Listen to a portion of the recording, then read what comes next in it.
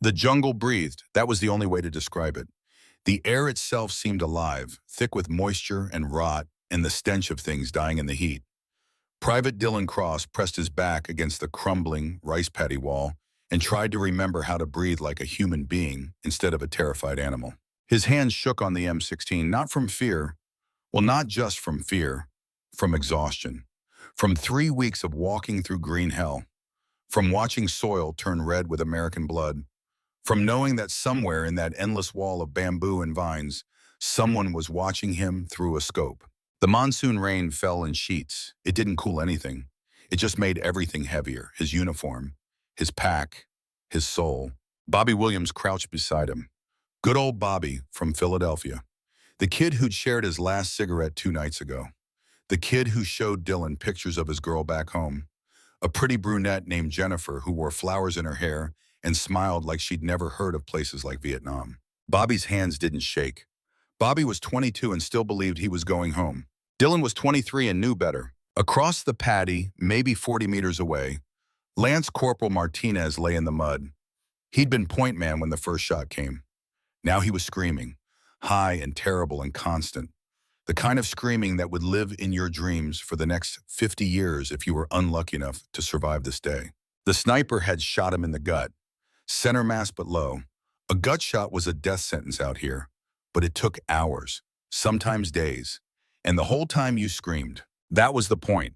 Dylan had been in country 4 months, long enough to learn the sniper's game. Wound one, let him scream, wait for the others to break cover trying to save him, then kill them too. It was efficient. It was psychological warfare. It was exactly what Dylan would do if positions were reversed. Martinez kept screaming. Bobby looked at Dylan with those young eyes that still held hope, still held belief in things like duty and honor and leaving no man behind. Dylan knew what Bobby was thinking. Knew it before Bobby opened his mouth. We gotta get him, man. We can't just leave him. Dylan's voice came out flat, dead.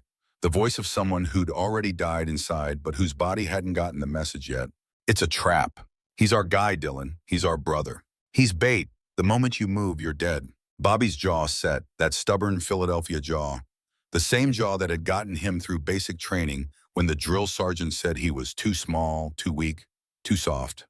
The same jaw that said he was going to marry Jennifer and have 3 kids and coach Little League and prove that good men could go to war and come home whole. I'm getting him. Dylan grabbed Bobby's arm, fingers digging in hard enough to bruise, hard enough to hurt, hard enough to maybe save his life. Wait for backup. Wait for the squad. Wait for anything, but don't go out there alone. Martinez's screaming reached a new pitch. The kind of sound that stops being human and becomes something else. Something that crawls inside your skull and makes a home there. Bobby pulled free. I'm sorry, Dylan. I can't just listen to that. I can't. He moved before Dylan could stop him, rose from behind the wall and sprinted toward Martinez. 40 meters of open ground, his boots throwing up spray from the flooded paddy, his rifle held high, his back exposed to the jungle. For 3 seconds, Dylan thought maybe Bobby would make it. Maybe God or fate or dumb luck would spare him.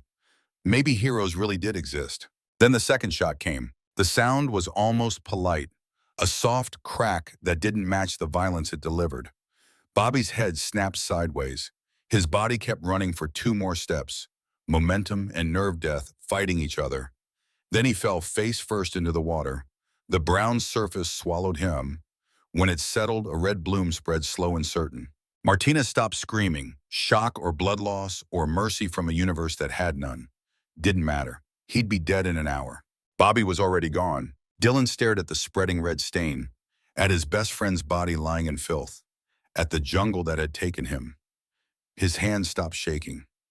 Something inside him went very cold and very still. The kind of still that would never go away.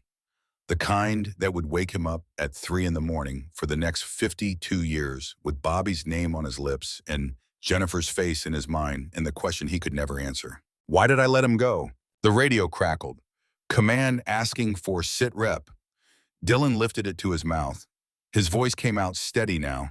Steady like a man who just learned that the universe didn't care about good intentions or brave hearts or girls named Jennifer waiting back home. 2 KIA, sniper in the tree line, coordinates to follow. We need gunships. We need them now. But even as he called it in, even as the war machine started grinding toward revenge, Dylan knew the truth. The sniper was already gone, melted back into the jungle like smoke, like a ghost, like a shadow that would haunt this place and these men until the last shot was fired and the last body counted and the last mother got the telegram that would break her heart.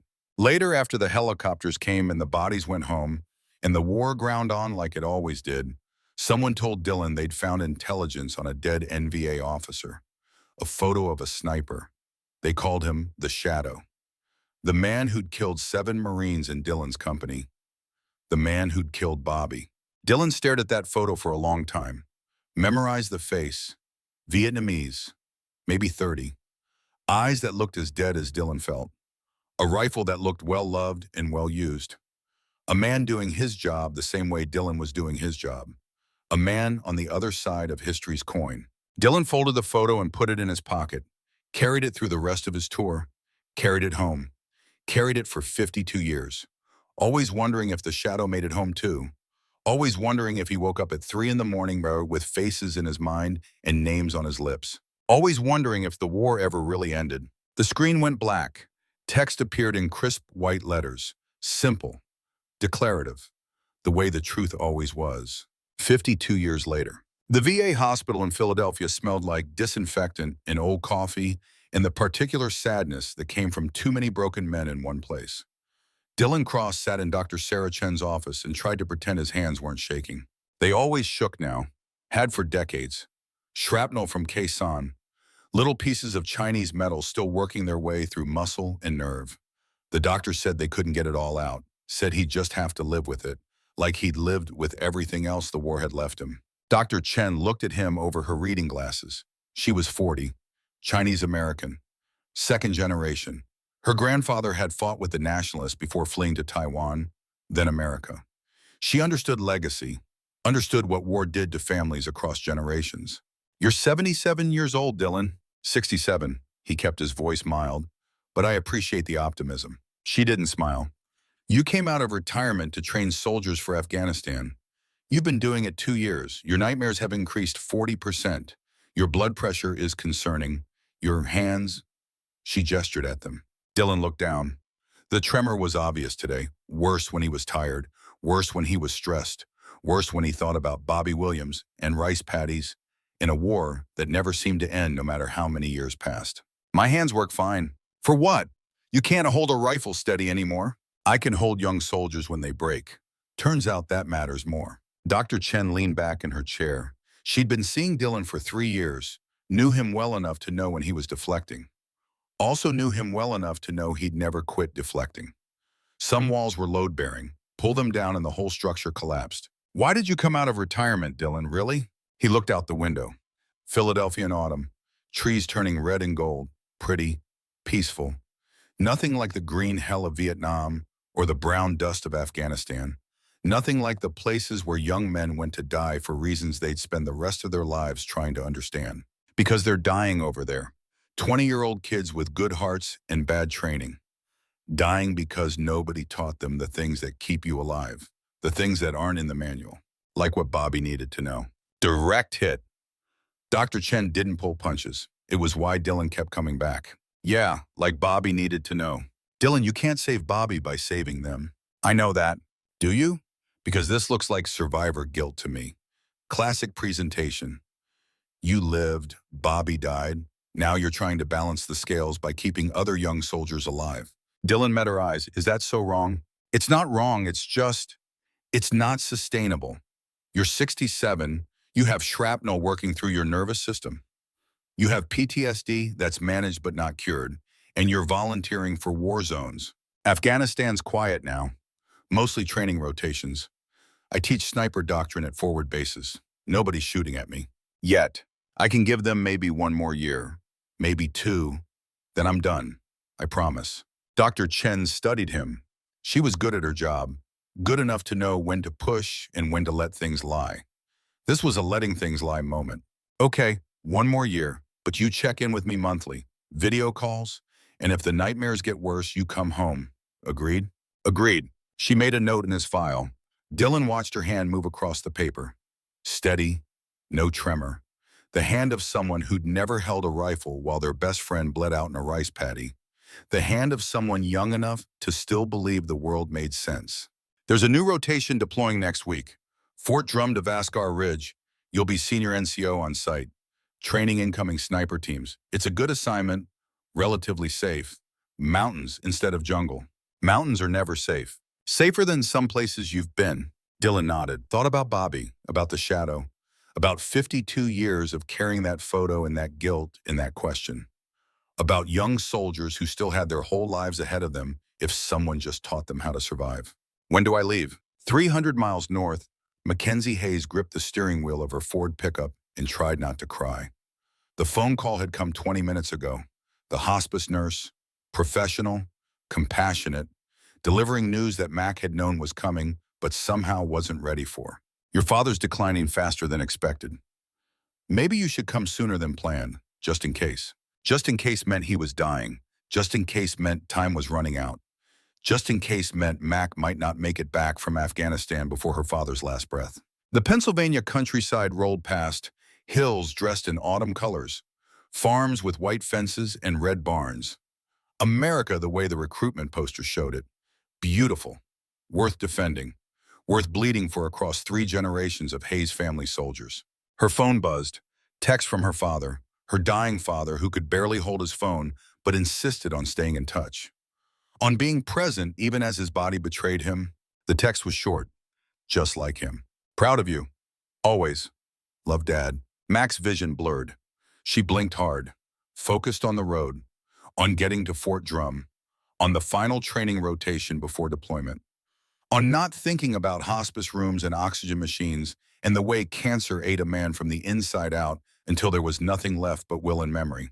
Her father, Colonel James Hayes, had been a Marine, scout sniper, 2 tours in Fallujah during the ugliest years. The kind of fighting that made Vietnam look organized. Urban warfare, house to house, watching buildings explode and wondering if the Marine next to you would be next. Coming home with lungs full of burn pit smoke that would take 20 years to kill him, but kill him just as dead as any bullet. Mac was 23, 3rd generation Hayes to wear the uniform. Her grandfather had been Vietnam, her father Gulf War in Iraq. Now her in Afghanistan. 3 wars, 3 generations. One family giving everything to a country that mostly forgot them between Memorial Days. She'd grown up on military bases, learned to shoot before she learned to drive. Her father teaching her the way his father had taught him. The Hayes family tradition. Breathing control, trigger squeeze, follow through. The mechanics of taking a life from distance with precision and without hesitation. But her father had taught her something else too. Something that wasn't in the manual. When to shoot and when not to. A memory surfaced. Mac was 8 years old, her father home on leave. They were at the range on base. Her first time with a real rifle. A .22 youth model that felt enormous in her small hands. She'd lined up on the target, controlled her breathing like he'd taught her, squeezed the trigger smooth and steady. The shot went exactly where she aimed, dead center. Her father had smiled, that rare smile that meant he was truly proud. Good shot, Mac, perfect form. Now tell me something. What, Dad? Why did you take it? She'd looked at him confused. Because you told me to. No, I told you to line up. I told you to breathe. I told you to squeeze. But I didn't tell you when. You chose when. So why then? Mac had thought about it. 8 years old and already learning that shooting was about more than mechanics. Because I was ready, because the sight picture was perfect, because it felt right. Her father had nodded. That's good. That's the beginning. But here's what you need to understand for the rest of your life. Taking a shot isn't about being ready. It's about being certain. Certain that bullet needs to fly. Certain of what happens after. And if you're not certain, absolutely certain, you don't shoot. You wait, you think, you make sure. Because once that bullet leaves the barrel, you can't call it back. Even at paper targets, especially at paper targets. Because paper is how you learn. And what you learn here, you carry everywhere. Practice isn't just repetition, Mac. It's building the person you become. Every shot shapes you. Make sure it shapes you right. Mac had carried that lesson through her whole life. Through high school, through West Point, through Ranger School, where she was one of 3 women to make it through. Through sniper qualification, where she'd scored in the top 2%. through every moment that led to this one. Driving to Fort Drum for final pre-deployment training with her father dying 300 miles behind her, and a war waiting 3,000 miles ahead. She pulled into the Fort Drum main gate at 1700 hours, showed her ID to the guard, got directions to the training facility, drove through the base thinking about 3 generations of Hayes soldiers and wondering if she'd be the one to finally break the cycle or just another name for some future grandchild to carry. The training facility was a collection of modular buildings in ranges carved into the hills.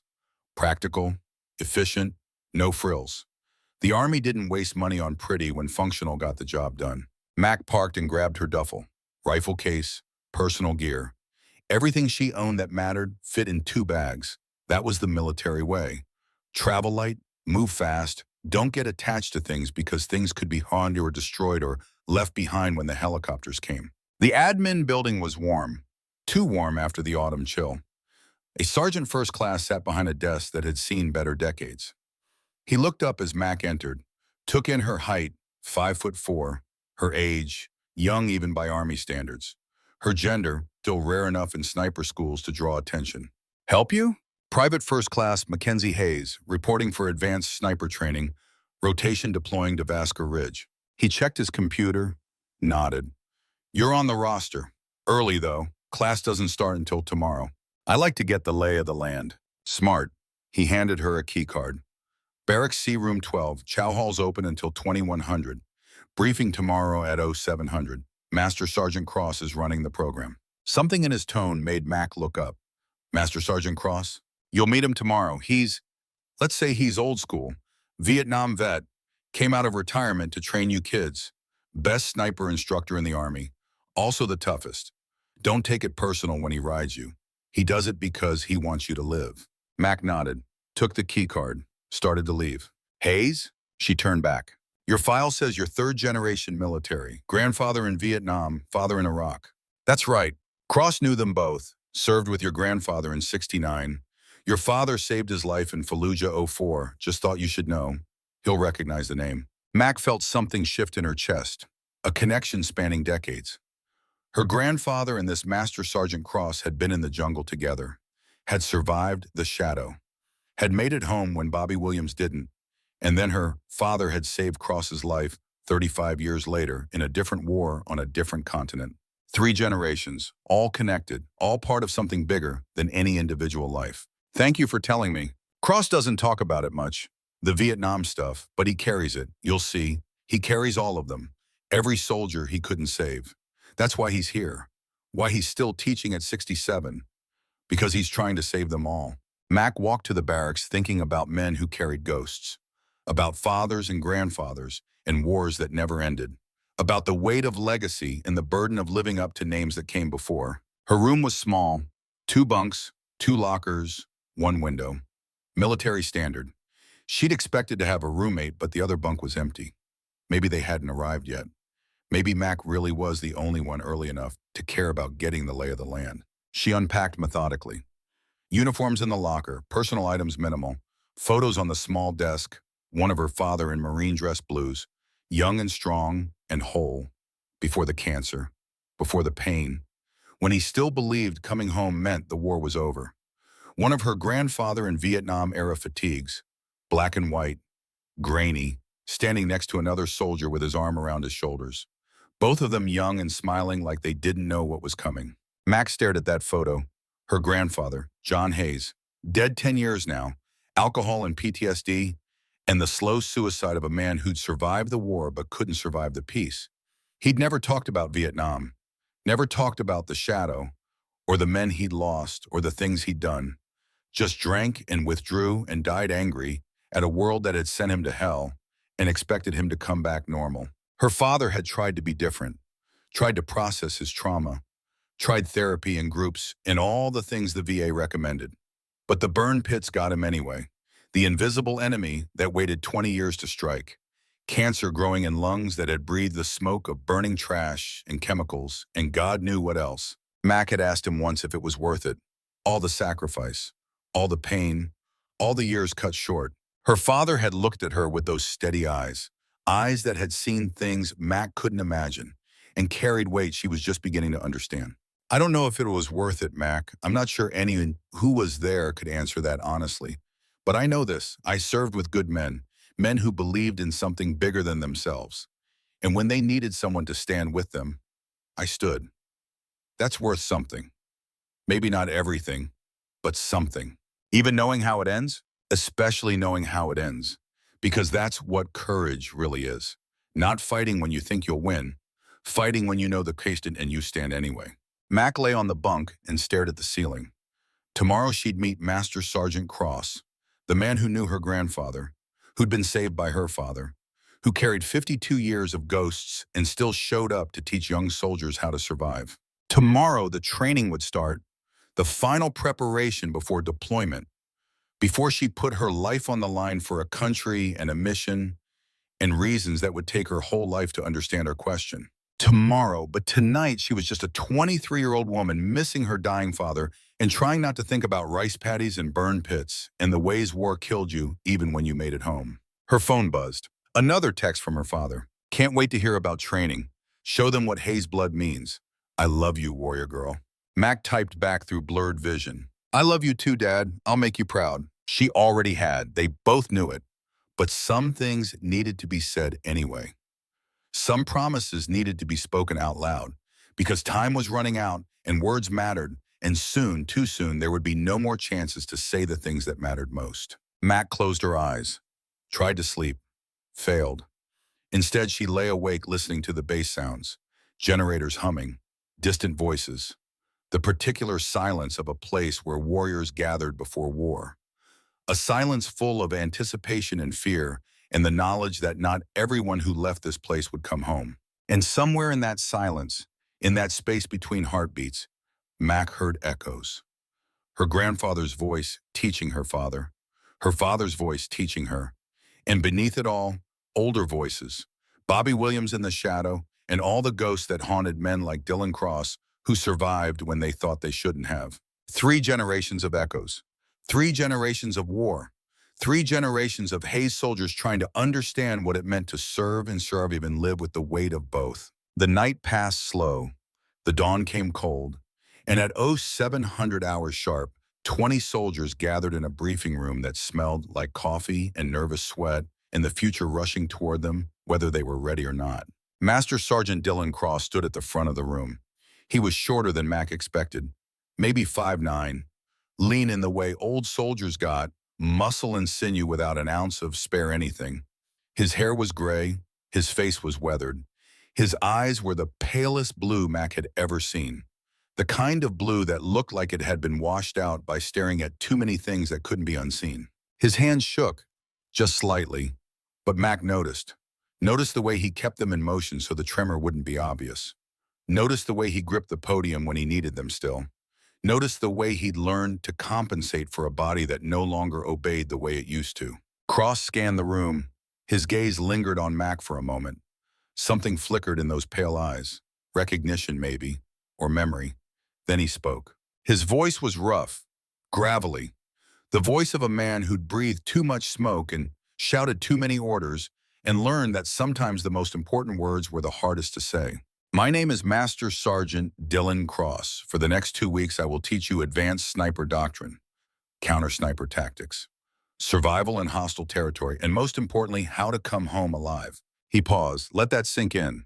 I am 67 years old. I served in Vietnam from 1968 to 1970.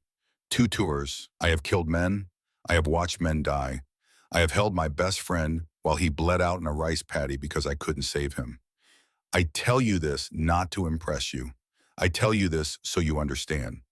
I know what you're walking into. I know what it costs, and I'm here to make sure you pay the smallest price possible. The room was silent. 20 young soldiers, most of them under 25, staring at this old man who'd seen their war before they were born. You will learn to shoot, but more importantly, you will learn when not to shoot. You will learn to kill, but more importantly, you will learn to live with it. You will learn tactics and techniques and all the things the manual says, but I'm going to teach you the things the manual can't, the things that keep you breathing when everything goes to hell. Cross's hands steadied on the podium. For just a moment, the tremor stopped. For just a moment, He looked like the young sergeant from 52 years ago, the one who'd survived the shadow, the one who'd carried Bobby Williams home. Some of you will die in Afghanistan. That's statistics. That's war. I can't change that, but every single one of you will have the knowledge and training to give yourself the best possible chance. And that's all any of us can ask for. The best possible chance. He looked directly at Mac. After this briefing, Private First Class Hayes, report to my office. The rest of you, range time in 30 minutes. We start with fundamentals. I don't care how good you think you are. We start at the beginning, because the beginning is where most people die. Dismissed. The soldiers filed out. Mac stayed, waited until the room was empty, then approached the podium where Cross stood gathering his notes. Master Sergeant, he looked up, studied her with those washed-out eyes. You're John Hayes' granddaughter, James Hayes' daughter. Yes, Master Sergeant. Your grandfather and I served together. Quezon Province, 1969. He was a good man, a good soldier. He saved my life twice, once from sniper fire, once from my own recklessness. I didn't know that. He wouldn't have told you. John didn't talk about Vietnam. Not to anyone. Not even to James. Cross paused. Your father saved my life in Fallujah, 2004. I was hit. Couldn't move. He dragged me 200 meters under fire, dislocated his shoulder doing it, ended his field career. Mac felt tears threaten, pushed them back. He never told me that either. Hayes men don't brag. They just do the job. Cross's voice softened slightly. James is dying, cancer, I heard. Yes, Master Sergeant. He has maybe 6 months. And you requested deployment close enough to get home when he needs you. Yes, Master Sergeant. Cross nodded slowly. That's why you're going to Vascar Ridge. It's relatively stable. Regular leave rotation. You'll be able to get back to Philadelphia if you need to. He met her eyes. Your father asked me to train you, called me 3 months ago, said his daughter was the best shot he'd ever seen, but she needed to learn the things he couldn't teach her. The things that only someone who'd lived through it could teach. What things? How to survive losing people you love. How to make the shot when everything in you says don't. How to live with yourself after, the things they don't put in manuals because they can't be written down. Only pass from one generation to the next, from one soldier to another. From men like your grandfather and father to soldiers like you. Mac's voice was thick. Am I good enough, Master Sergeant? Good enough to live up to the name? Cross's expression softened. For just a moment, the hard old soldier disappeared and something gentler showed through. You're John Hayes' blood, James Hayes' daughter. You're the third generation of the best shooters this country ever produced. You're more than good enough, Private. The question isn't if you're good enough. The question is if you're ready to carry what comes with it. The weight, the ghosts, the nights when you wake up and wonder if you made the right call. How do you carry it? Honestly, most days I don't know. I just wake up and put one foot in front of the other. I teach young soldiers. I try to give them what Bobby Williams never got. A chance, knowledge, someone who cares if they make it home. His hands started shaking again. He noticed Mac noticing. Didn't hide it. I've got shrapnel working through my nervous system. Quezon, 1970. Mortar round. My hands shake. Can't hold a rifle steady anymore. That's why I teach instead of fight. That's why I'm still here at 67 instead of retired in Philadelphia. The sergeant at admin said you carry them all, every soldier you couldn't save. He's right, I do. Bobby Williams, the others, 52 years of faces and names and wondering if I'd done something different, said something smarter, been something better, would they still be alive? Cross looked directly at Mac. Your grandfather carried them too. That's what killed him, not the bullets, not the war, the carrying. He didn't know how to put them down. Did my father know? James figured it out. Took him years, took therapy and groups and work. But he learned that you honor the dead by living well, by being present for the people who need you, by teaching the next generation. That's why he asked me to train you, because he wants you to learn it faster than he did. Mac's throat was tight. I don't want to disappoint him. You won't. You can't. You're here, you're serving. You're third generation Hayes doing the job. That's all he ever wanted. Now come on, I'll show you the range. Show you what 2 weeks of hell looks like. And at the end of it, you'll be ready. Not for everything. Nobody's ready for everything, but for enough, for the best possible chance. They walked out together, old soldier and young soldier, Vietnam veteran and Afghanistan bound, two generations connected by blood and service in the names of men who'd served before them. The next 2 weeks passed in a blur of training that pushed Mac to her limits and then passed them. Dylan Cross was relentless, demanding. He made her shoot in rain and snow and darkness, made her shoot tired and hungry and scared, made her shoot while he shouted scenarios in her ear. Friendly down, enemy advancing, ammunition running low. Make the call, take the shot or hold fire. Decide. Mac learned, not just mechanics, not just tactics, but something deeper. The psychology of sniping, the mental game, the way fear could make you hesitate or rush, the way exhaustion could make you sloppy, the way emotion could make you human in moments when being human got you killed. She learned about the shadow. Cross told the story one night after a long day on the range, told her about Bobby Williams and rice paddies and the shot that took his best friend, told her about carrying that guilt for 52 years, about waking up at 3 a.m. with Bobby's name on his lips and wondering if he could have saved him. "Why are you telling me this?" Mac asked. "Because someday you'll be in that position. Someday you'll have to choose between taking a shot and holding fire, between rushing to save someone and staying in cover. And when that moment comes, I want you to remember Bobby. Remember that heroes die too. That courage without wisdom is just death with better PR. That the goal isn't to be brave. The goal is to come home. But you said we serve. You said we stand with our brothers." "We do. But standing doesn't mean suicide. Doesn't mean throwing your life away because you feel like you should. Bobby died because he couldn't stand listening to Martinez scream. I get that. I understand that. But Martinez was already dead, and Bobby died for nothing. Died because his heart was bigger than his judgment." Cross's voice was rough. "Don't be Bobby, Mac. Be the one who survives. Be the one who goes home and teaches the next generation. Be the one who breaks the cycle instead of feeding it." On the 13th day, Cross took Mac to his office after training, handed her something wrapped in cloth. "Your grandfather's shooting glove. He gave it to your father. Your father gave it to me before Fallujah. Said if I made it home, I should give it to you when you were ready." Mac unwrapped it slowly. Old leather, worn soft, fitted to her right hand, stitching coming loose in places but still solid, still functional, 52 years old and still carrying the shape of her grandfather's hand. "He wore this in Vietnam? Every day." Said it helped steady his aim when the shrapnel made his hands shake. After the war, he couldn't shoot without it, couldn't hold the rifle steady. So he gave it to James, told him, "This is Hayes' legacy, skill and steadiness and knowing when to shoot." James wore it in Fallujah. "Now it's yours." Max slipped it on, perfect fit, like it had been waiting for her hand all along. Like 52 years and 3 generations had led to this moment.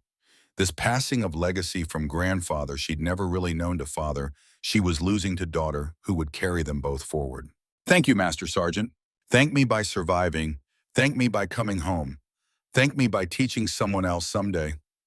Cross's hands shook worse today, stress or fatigue or just the accumulated weight of 67 years. "Tomorrow you deploy. Captain Walsh at Vascar Ridge is good people. She'll take care of you. And I'll be there in 2 weeks, rotating through to run advanced training." "You're coming to Afghanistan?" "One more time, one more rotation. Then I'm done. Dr. Chen made me promise." He smiled, tired but genuine. "Besides, someone's got to make sure you Hayes soldiers don't get yourselves killed. It's practically a full-time job." That night, Mac called her father. Video call through the base network. He looked worse, much worse. The cancer was winning faster than anyone had predicted. His face was gaunt, his eyes were hollow, his hands trembled on the oxygen cannula. But he smiled when he saw her, that same smile from when she was 8 years old and made her first perfect shot. "Hey, warrior girl. Hey, Dad. Cross treating you right?" "He's tough, but fair. He told me about you saving his life. Why didn't you ever mention it?" James shrugged, winced at the pain the movement caused. "Wasn't a big deal, just did my job." "He said you dislocated your shoulder, ended your field career." "Yeah, well, worth it. Dylan's a good man. World needs more men like him." James coughed, long and wet and terrible. When he recovered, there was blood on his lips. He wiped it away casually. "Like bleeding was just another Tuesday. You deploy tomorrow." "Yes, sir." "You scared?" Mac thought about lying, decided her father deserved the truth. terrified. Good. Fear keeps you sharp, keeps you careful. It's the ones who aren't scared that worry me. James leaned closer to the camera. Listen to me, Mac. Listen close because I might not get another chance to say this. You're the best shot I've ever seen. Better than me, better than your grandfather, better than anyone in your class. You have the skill, you have the training, you have the Hayes blood. But none of that matters if you don't have the wisdom to know when to use it. Cross said the same thing. Because it's true. Because we've both seen what happens when good soldiers make bad calls. When courage becomes recklessness. When duty becomes suicide. He paused, gathered strength for what came next. If you face someone that good, someone like the Shadow, someone who might be better than you, I need you to remember something. It's not about pride. It's not about proving yourself. It's about coming home. You hear me? Coming home matters more than the mission, more than the shot, more than anything. Dad, I can't just quit if things get hard. I'm not asking you to quit. I'm asking you to be smart, to use that brain God gave you, to remember that your life has value beyond what you can do with a rifle. His voice broke slightly. I'm dying, Mac. I won't see you come home from this deployment. I won't be there when you need me. All I can give you now is words, so please, please listen to them. Please come home. Please don't make me one more Hayes man who outlived his child. Mac was crying now, couldn't help it. I'll come home, Dad, I promise. And if you face the Shadow or someone like him, if you face someone who might kill you, you run. You hear me? You don't stand and fight. You don't try to be a hero. You run and you live and you come home. Because that's what I need. That's what will matter when I'm gone. Not medals, not glory, just knowing you're alive and whole and carrying the Hayes name forward. I love you, Dad. I love you too, warrior girl. More than you'll ever know. Now go to sleep. Big day tomorrow. Show them what 3 generations of Hayes soldiers look like. Show them the legacy. Show them that we don't just fight well, we survive well, we come home well. That's the real tradition. The screen went dark. Max sat in her empty room with her grandfather's glove in her hands and her father's words in her ears and the weight of 3 generations on her shoulders. Tomorrow she'd deploy to Afghanistan, to Vaskar Ridge, to a war that had been going for 20 years and showed no signs of ending, to mountains and dust and men with rifles who wanted her dead for reasons that had nothing to do with her personally and everything to do with history and politics and the grinding machinery of nations. Tomorrow, but tonight she was just Mackenzie Hayes, 23 years old, 3rd-generation soldier, daughter of a dying man, granddaughter of a ghost, inheritor of a legacy she was only beginning to understand. She put on her grandfather's glove, felt the leather shape to her hand, felt 52 years of history settle into place, felt the weight of Bobby Williams in the Shadow and all the names that came before. And in that moment, in that quiet room, Mac understood what her father and Cross had been trying to teach her. It wasn't about the rifle. It wasn't about the shot. It wasn't about proving anything. It was about survival, about coming home, about being the one who lived to pass the knowledge forward, about breaking the cycle of Hayes men who died angry or broken or haunted, about being more than the war, more than the rifle, more than the legacy, about being human in a world that wanted to turn her into a weapon. Mac closed her eyes and made herself a promise, not to her father, not to her grandfather, not to Cross or the army or anyone else. To herself, I will survive this. I will come home. I will be the Hayes who lives well, who carries them forward, who honors them by being whole. I will not become the rifle. I will not become the war. I will not become the ghost. The night passed, the dawn came.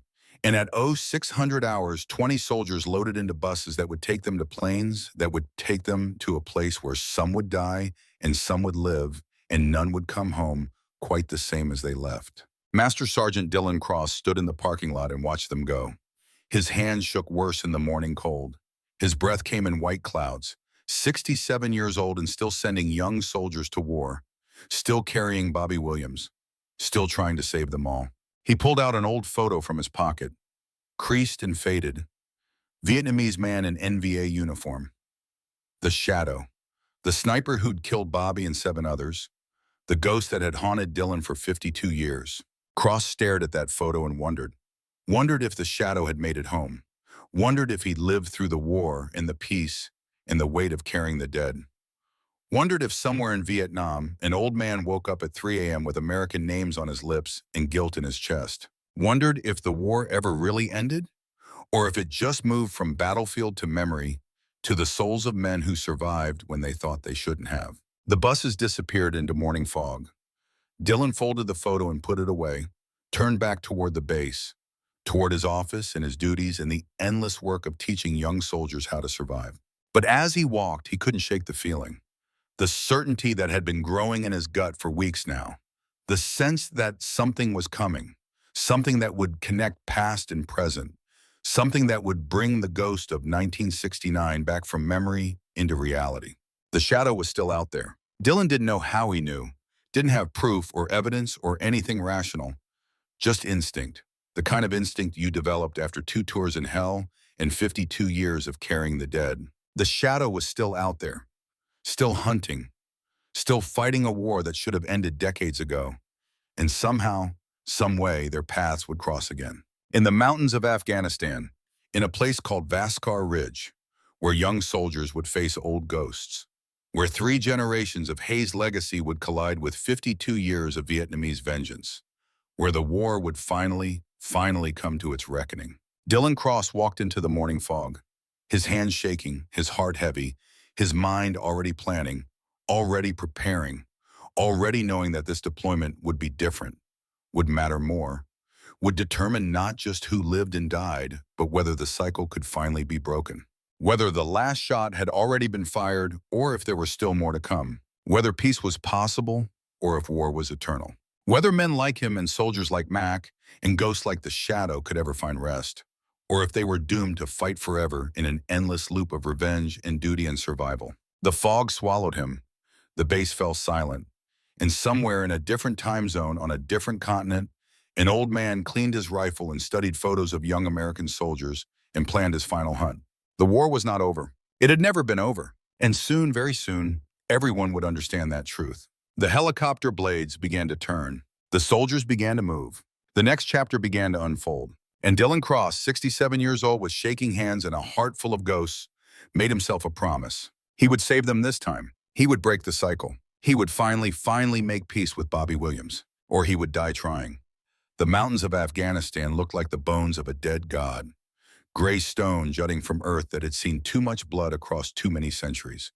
The Hindu Kush range stretched forever in every direction, indifferent to the small human conflicts playing out among its peaks and valleys. Men had been killing each other here since before Christ walked the earth, would probably still be killing each other long after the last American helicopter lifted off and headed home. Vaskar Ridge Forward Operating Base sat in a natural bowl between 3 peaks, elevation 8,000 feet, temperature swinging from -15 Celsius at night to barely above freezing during the day. Wind constant and cutting, the kind of cold that got into your bones and stayed there. Private First Class Mackenzie Hayes stepped off the transport helicopter and felt the altitude hit her lungs immediately. The air was thin. Each breath felt like half of what she needed. Her body would adjust in a few days. Until then, every movement would be harder. Every task would require more effort. Evolution hadn't designed human bodies for 8,000 feet, but the military didn't care about evolution. The base was exactly what she expected. Prefab buildings, sandbag barriers, guard towers with machine guns, communication arrays bristling with antennas. Everything painted in shades of tan and gray to blend with the mountains. Functional, defensive, temporary. The kind of place you could pack up and abandon in 6 hours if the situation went sideways. Captain Andrea Walsh met Mac at the landing pad. She was 52 and looked like she'd been carved from the same stone as the mountains. Hard angles, no softness, gray-streaked hair pulled back in regulation style. Eyes that had seen enough bullshit to fill a library. Hayes, welcome to Vaskar Ridge. How was the flight? Long, ma'am. They all are. Walsh gestured toward the command building. Get your gear stowed. Briefing at 1500. You'll meet your team. We've got activity in Sector 7. Intel suggests supply cache, probably recon patrol in the next 48 hours. Yes, ma'am. Master Sergeant Cross speaks highly of you. Says you're 3rd-generation Hayes. Says your grandfather and father were the best shots he ever served with. Master Sergeant is generous, ma'am. Master Sergeant doesn't do generous. He does honest. If he says you're good, you're good. Don't make him a liar. Walsh turned to leave, then paused. Your father, Cross told me about the cancer. If you need emergency leave, you tell me. No questions, no judgment. Family comes first. Clear? Yes, ma'am, thank you. Walsh walked away. All business, all efficiency. But there was humanity under that hard exterior. The kind of officer who'd been doing this long enough to know that soldiers were people first and warriors second. That losing someone at home could break you faster than any bullet. Mac found her quarters, another shipping container converted to living space. 4 bunks, 3 already occupied with gear and personal effects. Her new squad mates. She'd meet them soon enough. She unpacked methodically. Uniforms, gear, photos, her grandfather's shooting glove in its place of honor on the small shelf. Her father's custom rifle secure in its case. Everything arranged just so. Control what you could control. The rest was chaos. At 1500 hours, Mac reported to the briefing room. 5 soldiers already there. Walsh at the head of the table. Maps and satellite imagery on the screens. The biggest man stood as Mac entered. 6'2", broad shoulders, face that looked like it had been in a few too many bar fights. Montana accent when he spoke. You must be Hayes. I'm Corporal Jake Turner, squad leader. Mac shook his hand. His grip was firm but not crushing, testing her without being obvious about it. Good to meet you, Corporal. This is Staff Sergeant Marcus Silva, weapons specialist. Marcus was shorter, darker, Mexican-American with a Texas drawl. He nodded at Mac with genuine warmth in his eyes.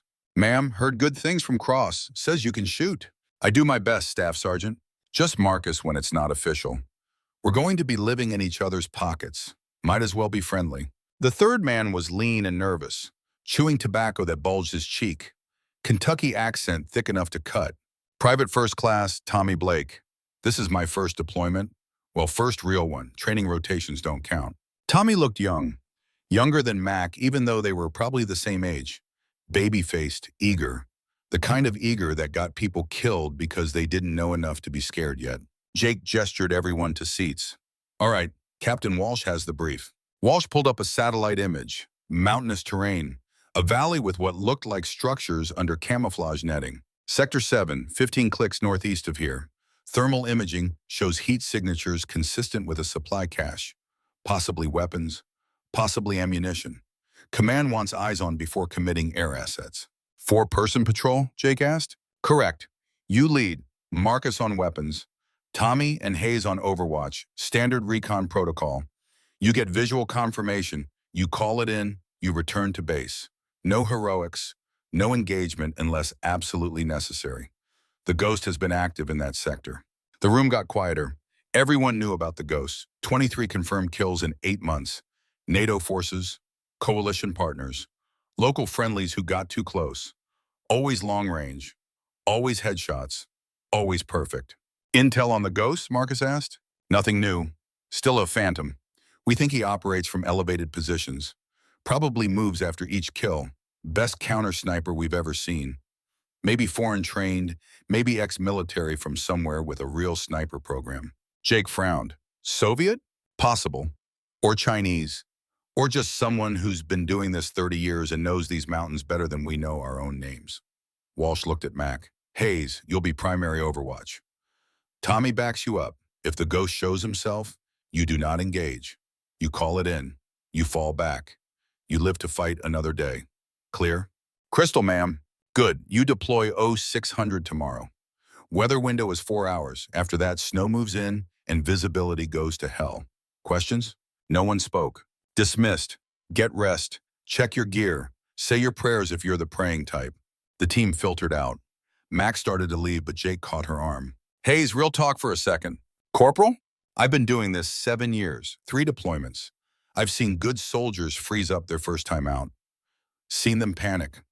Seen them get themselves or others killed because when bullets started flying, all that training just evaporated. His voice was quiet, serious. Cross vouched for you. That means something to me. Cross doesn't vouch for people who aren't ready. But I need to know, when things go sideways, are you going to hold it together? Mac met his eyes. Yes, Corporal, I will. You sound sure. I am sure. My grandfather faced the shadow in Vietnam. My father faced insurgents in Fallujah. I'm third generation Hayes. We don't freeze, we don't panic. We do the job. Jake studied her. Fair enough, but out here, legacy doesn't mean anything, only performance. You perform, you're part of the team. You don't, you're a liability. Nothing personal. Understood, Corporal. Good. Get some rest. Tomorrow's going to be a long day. Mac walked back to quarters thinking about legacy and performance, about whether being a Hayes meant anything when bullets were flying, about whether her grandfather's glove and her father's training would be enough when the ghost had her in his crosshairs. That night, she called home. Video linked to the hospice. Her father looked worse than 2 weeks ago, much worse. The cancer was accelerating, eating him from inside. His face was skeletal. His hands trembled constantly. The oxygen cannula couldn't quite hide the blue tint to his lips. But he smiled when he saw her. That same smile, always that smile. Warrior girl, you made it. Yeah, Dad, I'm here. Vascar Ridge, just like you arranged. Captain Walsh treating you right? She's solid. Reminds me of you, actually. All business, but with heart underneath. James coughed, long and wet. When he finished, there was blood in the tissue he pressed to his mouth. He didn't bother hiding it anymore. What was the point? Listen, Mac, I don't have much time. Days, maybe, not weeks. So I need to say some things. Dad, don't talk like that. I'm dying, baby. We both know it. Let me say what needs saying. He leaned closer to the camera. His eyes were still sharp, still clear. Cancer could eat his body, but not his mind. Not yet. If you face the ghost out there, if you face someone that good, I need you to promise me something. What, Dad? You remember what I taught you, what your grandfather taught me. It's not about the shot. It's about coming home. The shot doesn't matter if you don't survive to tell about it. I'll be careful. Careful isn't enough. You need to be smart. You need to know when to fight and when to run, when to stand your ground and when to fall back. Pride will get you killed out there. So will duty if you're not careful. The only thing that matters is coming home. I promised you I'd come home. And I'm holding you to that promise. Because when I'm gone, you are all that's left of this family. You're the last Hayes, the end of 3 generations. And I need you to live. Not for me, not for your grandfather. For yourself, for whoever comes after. For the future. His voice cracked. I need you to break the cycle, Mac. Your grandfather died angry and broken. I'm dying of poison I breathed in a war zone. Don't you dare die in some God-forsaken valley because you thought you had to prove something. You hear me? Don't you dare. Mac was crying, couldn't help it. I hear you, Dad. I promise I'll come home. Good girl. That's my warrior girl. He smiled through his own tears. I'm proud of you. Always have been. Always will be. 3 generations of Hayes soldiers, and you're the best of us. You're the one who's going to live right, who's going to be whole, who's going to finally find peace. I love you, Dad. I love you too, baby. More than words can say. Now go get some sleep. And Mac, if things go wrong out there, if you find yourself in trouble you can't handle, you remember this.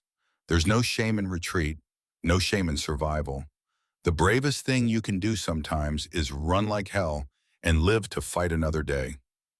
Your grandfather never learned that. I learned it too late. You learn it now, promise me. I promise, Dad. The screen went dark. Mac sat in her quarters with tears streaming down her face and her father's words echoing in her head. Break the cycle. Come home. Be whole. 3 generations trying to teach her what they'd learned too late or never learned at all. She fell asleep wearing her grandfather's glove, holding it against her chest like a talisman, like a connection to the men who'd come before, like a promise she intended to keep. The alarm came at 0500. Mac was already awake, had been for an hour. Nerves and anticipation in the thin air making sleep impossible. She dressed in full combat gear, checked her rifle, M110 semi-automatic sniper system, 7.62 NATO rounds, effective range 800 meters. Good weapon, reliable. But she brought her father's custom rifle too, broken down in a pack, just in case. Breakfast was MREs heated on portable stoves. Jake went over the route one more time. Marcus checked weapons and ammunition. Tommy looked pale and tried to hide it. Max stayed quiet, centered, focused. At 0600, they rolled out in a Humvee. The sun was just touching the eastern peaks. painting them golden red. Beautiful if you forgot that men died among those rocks every single day. Beautiful if you could ignore the cold and the thin air and the knowledge that somewhere out there, the ghost was watching. After 30 minutes, the road deteriorated to nothing. They parked in a concealed position, covered the Humvee with camo netting, continued on foot. The mountains rose around them like cathedral walls, silent except for wind, the kind of silence that made you aware of every sound you made, every footfall, every breath, every piece of gear that clinked or scraped. Jake took point, moving with practiced efficiency, hand signals only. Every 50 meters, he'd stop, listen, scan, then move again. Marcus followed 10 meters back, then Tommy, then Mac bringing up rear security. 2 hours of climbing. The altitude made everything harder. Mac's lungs burned, her legs ached.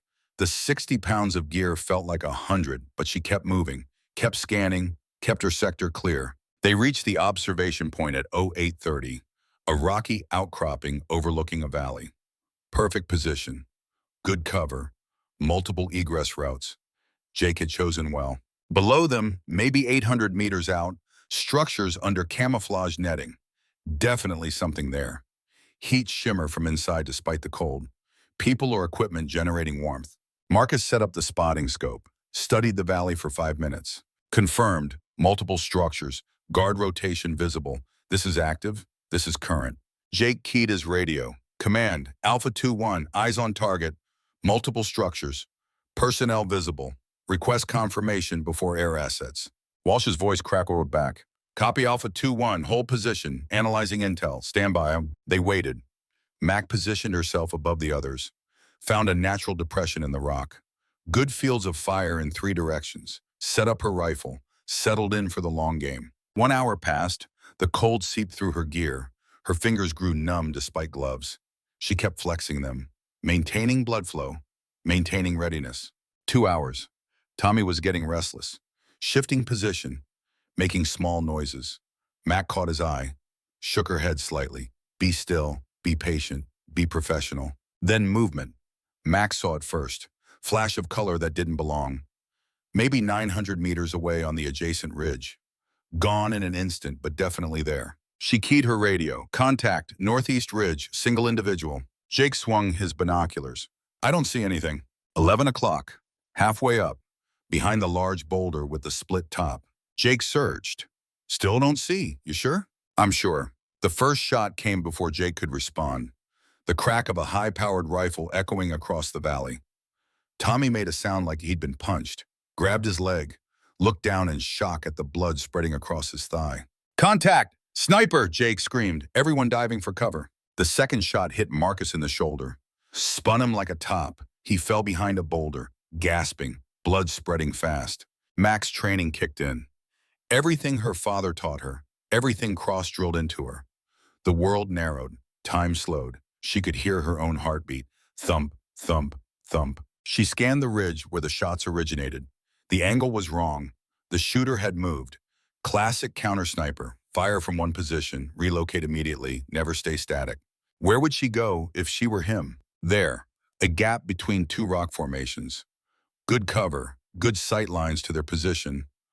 Perfect secondary hide. She trained her scope on it. Waited. Tommy was screaming. High and terrible. The bullet had shattered his femur. Worst place to get hit in the leg. Femoral artery nearby. Bleed out in minutes if it was nicked. Somebody help me! Oh God, somebody help me! The third shot destroyed Jake's radio. Shower of sparks and plastic. He could have killed Jake. Could have ended it right there, but he didn't. He was making a point. I can kill you anytime I want. I'm choosing not to, yet. Mac understood. She'd read about this. Cross had taught her about this. Vietnam-era tactics. Psychological warfare. Wound one. Let him scream. Wait for others to break cover trying to save him. Kill them when they expose themselves. Tommy kept screaming. The sound was unbearable. Human suffering distilled into pure sound. The kind of screaming that would live in your nightmares forever. We have to get him, Marcus gasped from behind his boulder. His shoulder was mangled, but he was still thinking about Tommy, still thinking about the mission. We can't just leave him. Jake was trying to process, trying to think tactically while his soldier was dying 20 meters away. It's a trap. The moment we move, he drops us. So what? We just let Tommy die? Mac's voice cut through, calm, steady. The sniper wants us to panic, wants us to make mistakes. Tommy's hurt bad, but he's not dead yet. We have maybe 10 minutes before blood loss takes him. We use that time smart. Use it how? Jake demanded. Make the sniper think we're doing exactly what he wants, then turn it against him. A fourth shot rang out, this one hitting Rock inches from Mac's head. Stone fragments cut her cheek. Blood ran warm. The sniper had found her, identified her as the threat. She rolled right, found new cover. Her mind was racing. The sniper was good, better than good, possibly the best she'd ever face. But he'd made one mistake. He'd identified her as the threat, which meant he was worried, which meant he thought she might actually be dangerous to him. Jake, I need your smoke grenades, all of them. What's your plan? Not a good one, but it's what we have. Mac looked at Marcus. Staff Sergeant, you're carrying the Barrett, the 50 cal. I need it. Marcus was pale, losing blood, but his mind was still sharp. You can't move in open. He'll drop you before you get 5 steps. Not if you and Jake give me covering fire. Not if I use smoke. Not if I'm smart about angles. This is suicide, Jake said. This is our only chance. Tommy's dying. Marcus needs medevac. You've got no radio. We're pinned. Either I try this or we all die here. Mac met Jake's eyes. Corporal Turner, I need you to trust me. Need you to trust Cross's judgment. Need you to trust 3 generations of Hayes soldiers who've been doing this job since before you were born. Something in her voice convinced him. Maybe confidence. Maybe desperation. Maybe just the lack of options. Okay, we do it your way, but Hayes, you get yourself killed, Cross is going to haunt me for the rest of my life. Then I better not die. Maclow crawled toward Marcus's position. Every meter felt like a mile. Every second felt like the bullet with her name on it. But the sniper held fire, waiting, patient, confident. She reached Marcus. He was sitting up, back against the boulder, shoulder a mess of blood and shredded uniform. But his eyes were alert, focused. The Barrett's on my pack, 32 pounds, loaded. I know, I've trained on it. The recoil will break your collarbone if you're not braced right. I'll brace right. Marcus grabbed her wrist. His grip was weak, but insistent. The ghost never misses, Hayes. Never. You understand? This guy is perfect. Flawless. He's killed 23 of ours and never taken a scratch. Everyone misses eventually. They just need the right opponent. Mac met his eyes. I'm the right opponent. She unstrapped the Barrett M82A1 from Marcus's pack. The weapon was massive, almost 5 feet long, 32 pounds of steel and power, chambered in 50 BMG. The round was as thick as her thumb, designed to punch through engine blocks and light armor. Semi-automatic, 5 rounds in the magazine, 1 in the chamber, 6 chances. Mac checked the weapon. Function check. Magazine seated, bolt forward, safety off, good to go. Jake, Marcus, on my mark, you pop smoke and lay down covering fire. Don't aim at anything, just make noise. Make him think we're retreating, make him confident. And what will you be doing? Jake asked. Getting a better angle, one he won't expect. Mac looked at Tommy, still screaming, still bleeding, still alive, but not for much longer. We're getting you out of here, Tommy. I promise. Just hold on. She positioned herself, planned her move.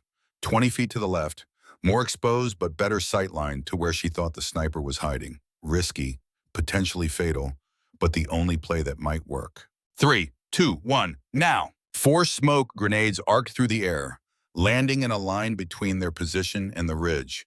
Gray smoke billowed, thick and choking, obscuring visibility. Jake and Marcus opened fire, full automatic, sweeping the ridge, hundreds of rounds, deafening, chaotic, exactly what panicked soldiers would do.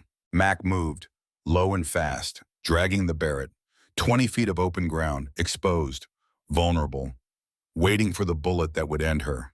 It didn't come. She reached her new position, set up the Barrett, bipod deployed, stock to shoulder, eye to scope, breathing controlled, heartbeat steady. Through the smoke she scanned, looking for any sign, any movement, any mistake. The wind shifted, smoke cleared for just a moment, and she saw him. Old man, Asian features, gray beard, winter camouflage, rifle trained on where she'd been, not where she was. She'd outmaneuvered him. For the first time in 23 kills, someone had gotten position on the ghost. 900 meters, uphill angle, wind gusting from the northwest. The Barrett's round would drop approximately 10 feet at that distance. Wind drift maybe 4 feet right. Mac made her calculations. Muscle memory and mathematics, training and instinct. She placed the crosshairs not on where he was, but where he'd be, leading the target, accounting for everything. Her grandfather's voice in her head, when you're certain, you don't hesitate. She squeezed the trigger. The Barrett's recoil was like being kicked by a horse.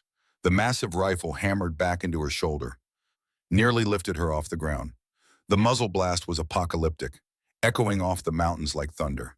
Through the scope, she saw her round impact, not on the sniper, 6 inches left of his position, boulder exploding in fragments. Close, but in sniping, close meant dead.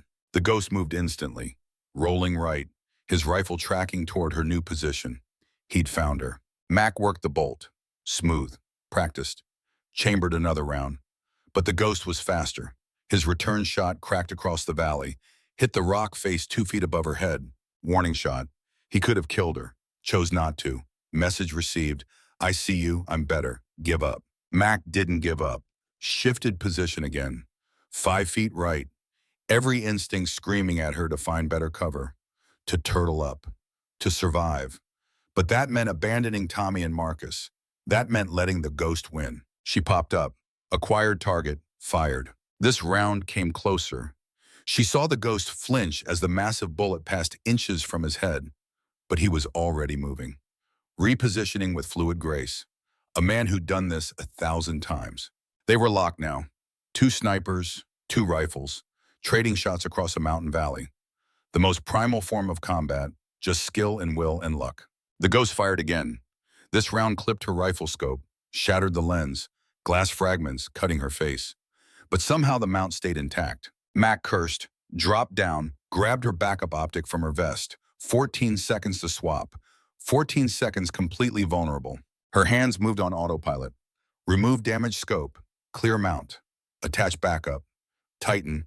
Lock. 12 seconds. She popped back up, new scope to eye, and nearly died. The ghost had moved again, advancing down the ridge, maybe 700 meters now, his rifle already aimed at her position. She threw herself sideways as his shot cracked through the space where her head had been. 5 rounds left in the Barrett. She was running out of options, running out of time, running out of chances. Then she remembered something her father taught her, something Cross had drilled into her during training. A sniper's greatest weapon isn't the rifle, it's the mind. Make your opponent fight your fight, not his.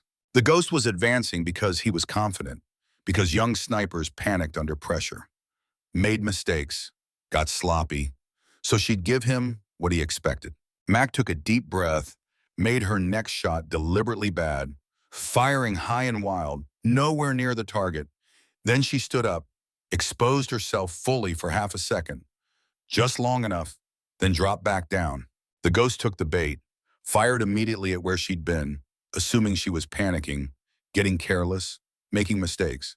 But Mac was already moving, crawling rapidly to a position 30 feet away, a position she'd identified earlier but hadn't used. More exposed, less cover. But one crucial advantage, a dead tree trunk in the foreground, breaking up her silhouette, making her harder to see. She settled in behind the Barrett one more time. 4 rounds left. The afternoon light was starting to fail.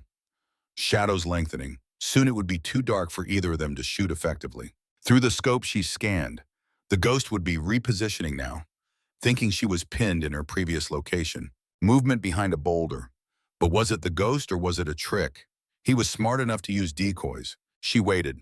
Didn't shoot, just watched. The wind picked up, moaning through the rocks. In the distance, thunder rumbled. Storm coming. Then she saw it, glint of light on a rifle scope. The ghost peering around the boulder, searching for her, but looking in the wrong place. 750 meters. Wind gusting from northwest. Target partially concealed. The dead tree partially blocked her sightline. She'd have to thread the shot through a gap maybe 10 inches wide. Her father had taught her a trick for shots like this. Don't aim where the target is, aim where they're going to be. Humans are creatures of habit. They move predictably when searching. Lean, shift weight, micro patterns. Mac watched the ghost movements through the scope. He leaned slightly right to check a different angle. Back to center. Right again.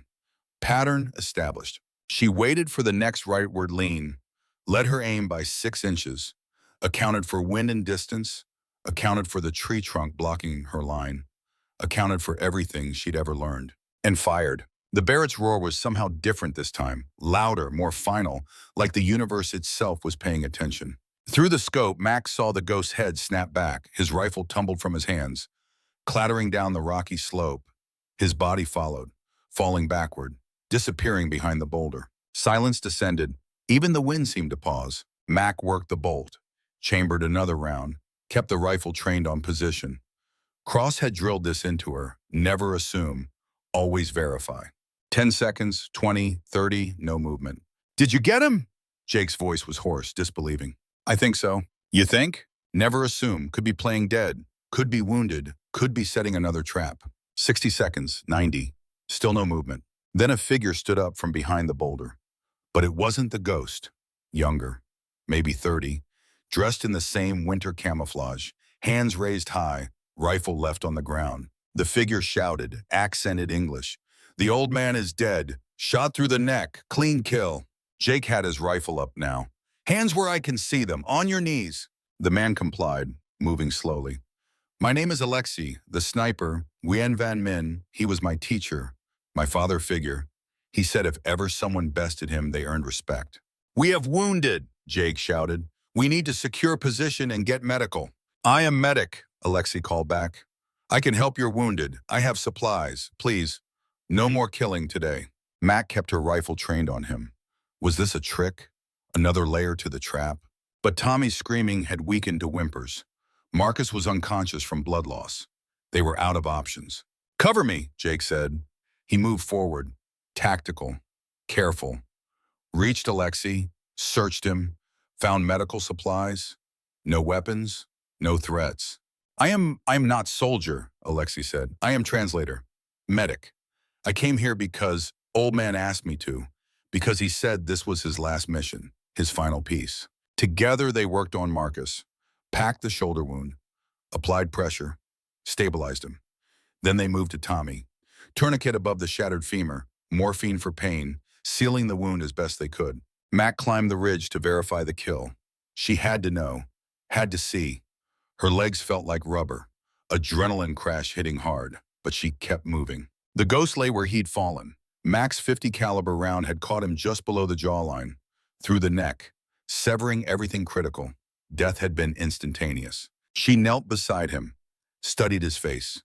He was maybe 70, 75, weathered, peaceful in death. Vietnamese features, eyes closed now, but she imagined they'd been dark, knowing. His rifle lay nearby, custom Remington 700, immaculately maintained, beautiful weapon. The stock had notches carved into it. Mac counted them, 37 notches, 37 kills. She was number 38, but she was still alive. On the rifle's stock, brass tacks spelled out Vietnamese words. She didn't know what they meant.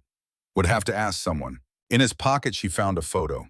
Old, faded, Vietnamese soldier in NVA uniform standing next to younger American in Marine fatigues. Both with arms around shoulders. Both smiling. Written on the back in English. John Hayes and Nguyen Van Min, after 3-day duel, mutual respect, Vietnam 1969. Mac's breath caught. Her grandfather, the ghost. They'd known each other. They'd faced each other.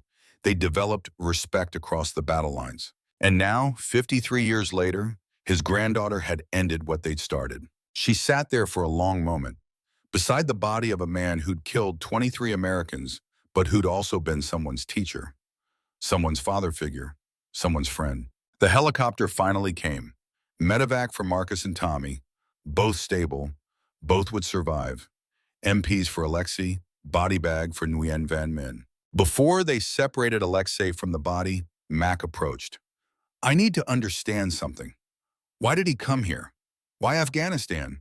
The war in Vietnam ended 50 years ago. Alexei looked at her with red-rimmed eyes, because he never stopped seeing their faces. His village, his family. Americans bombed them in 1970, killed everyone. Wife, Children, parents, 300 people. He swore to kill one American soldier for each villager. 23 so far. He needed 77 more to balance the scales. That's not justice, that's just revenge. He knew. Near the end, he knew. That is why he came to Afghanistan, to find worthy opponent, to end the cycle. Alexei pulled something from his pocket. Brass compass. Soviet Army issue. From his first deployment. Afghanistan, 1985. Soviet Army sniper. He carried it 40 years. He wanted whoever ended him to have this. Tradition. The hunt continues. But with honor. Mac took the compass. Felt its weight. 40 years of history. 40 years of war. 40 years of killing and dying and trying to find meaning in violence. What about you? What will you do now? Return to Russia. Try to live normal life. Try to forget. Alexei looked at the ghost body. But I will never forget him. He taught me to hunt, to shoot, to survive. But at the end, he taught me most important lesson. Revenge does not heal. It only creates more ghosts. They loaded Alexei into one helicopter, the ghost body into another, Marcus and Tommy into a third. Mac rode with her wounded comrades, sat beside Marcus, who was conscious now, breathing through oxygen mask. He gave her weak thumbs up. She squeezed his hand. They'd survived, against impossible odds, against the best sniper anyone had ever seen. They'd survived. The flight back to base took 20 minutes. Felt like hours.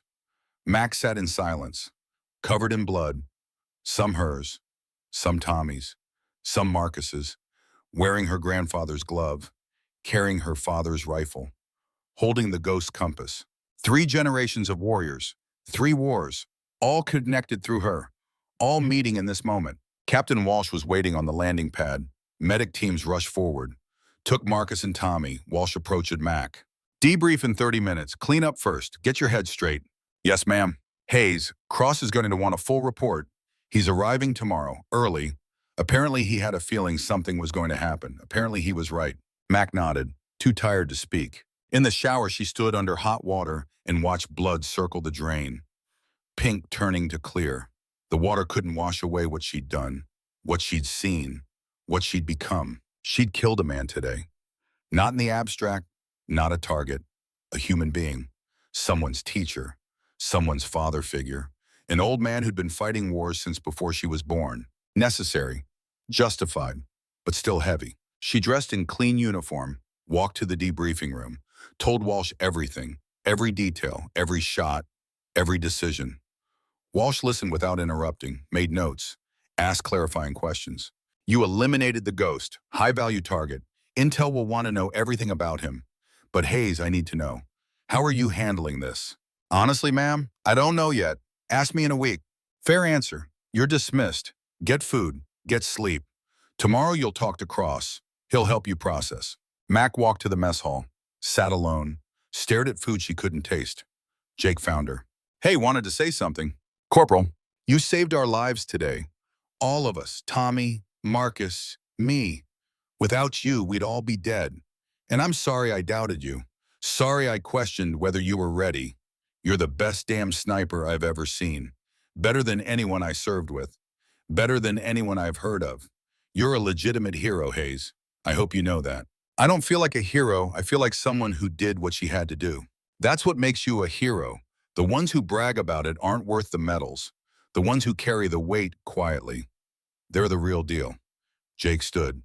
Get some rest. Tomorrow's a new day. After he left, Max sat alone in the gathering dark. She pulled out the ghost compass. Watched the needle point north.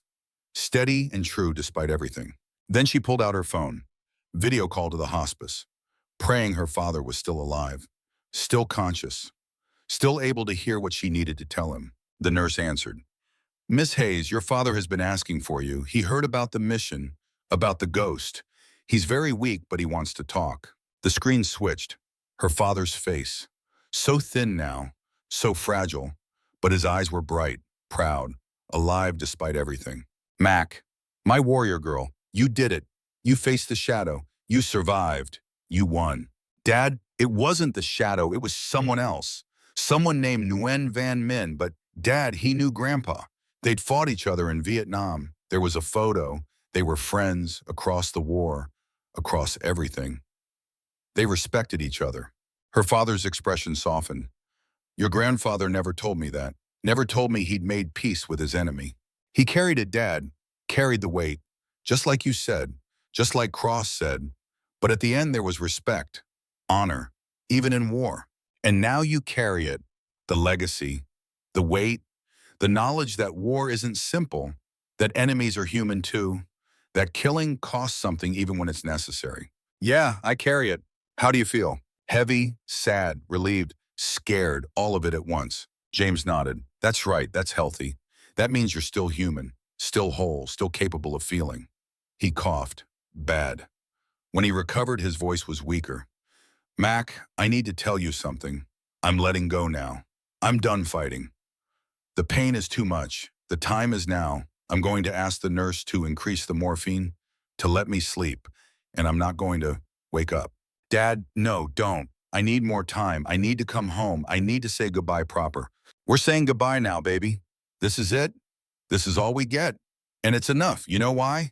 Because I got to see you become the woman I always knew you'd be. Strong, brave, honorable, whole. You're the best of all of us.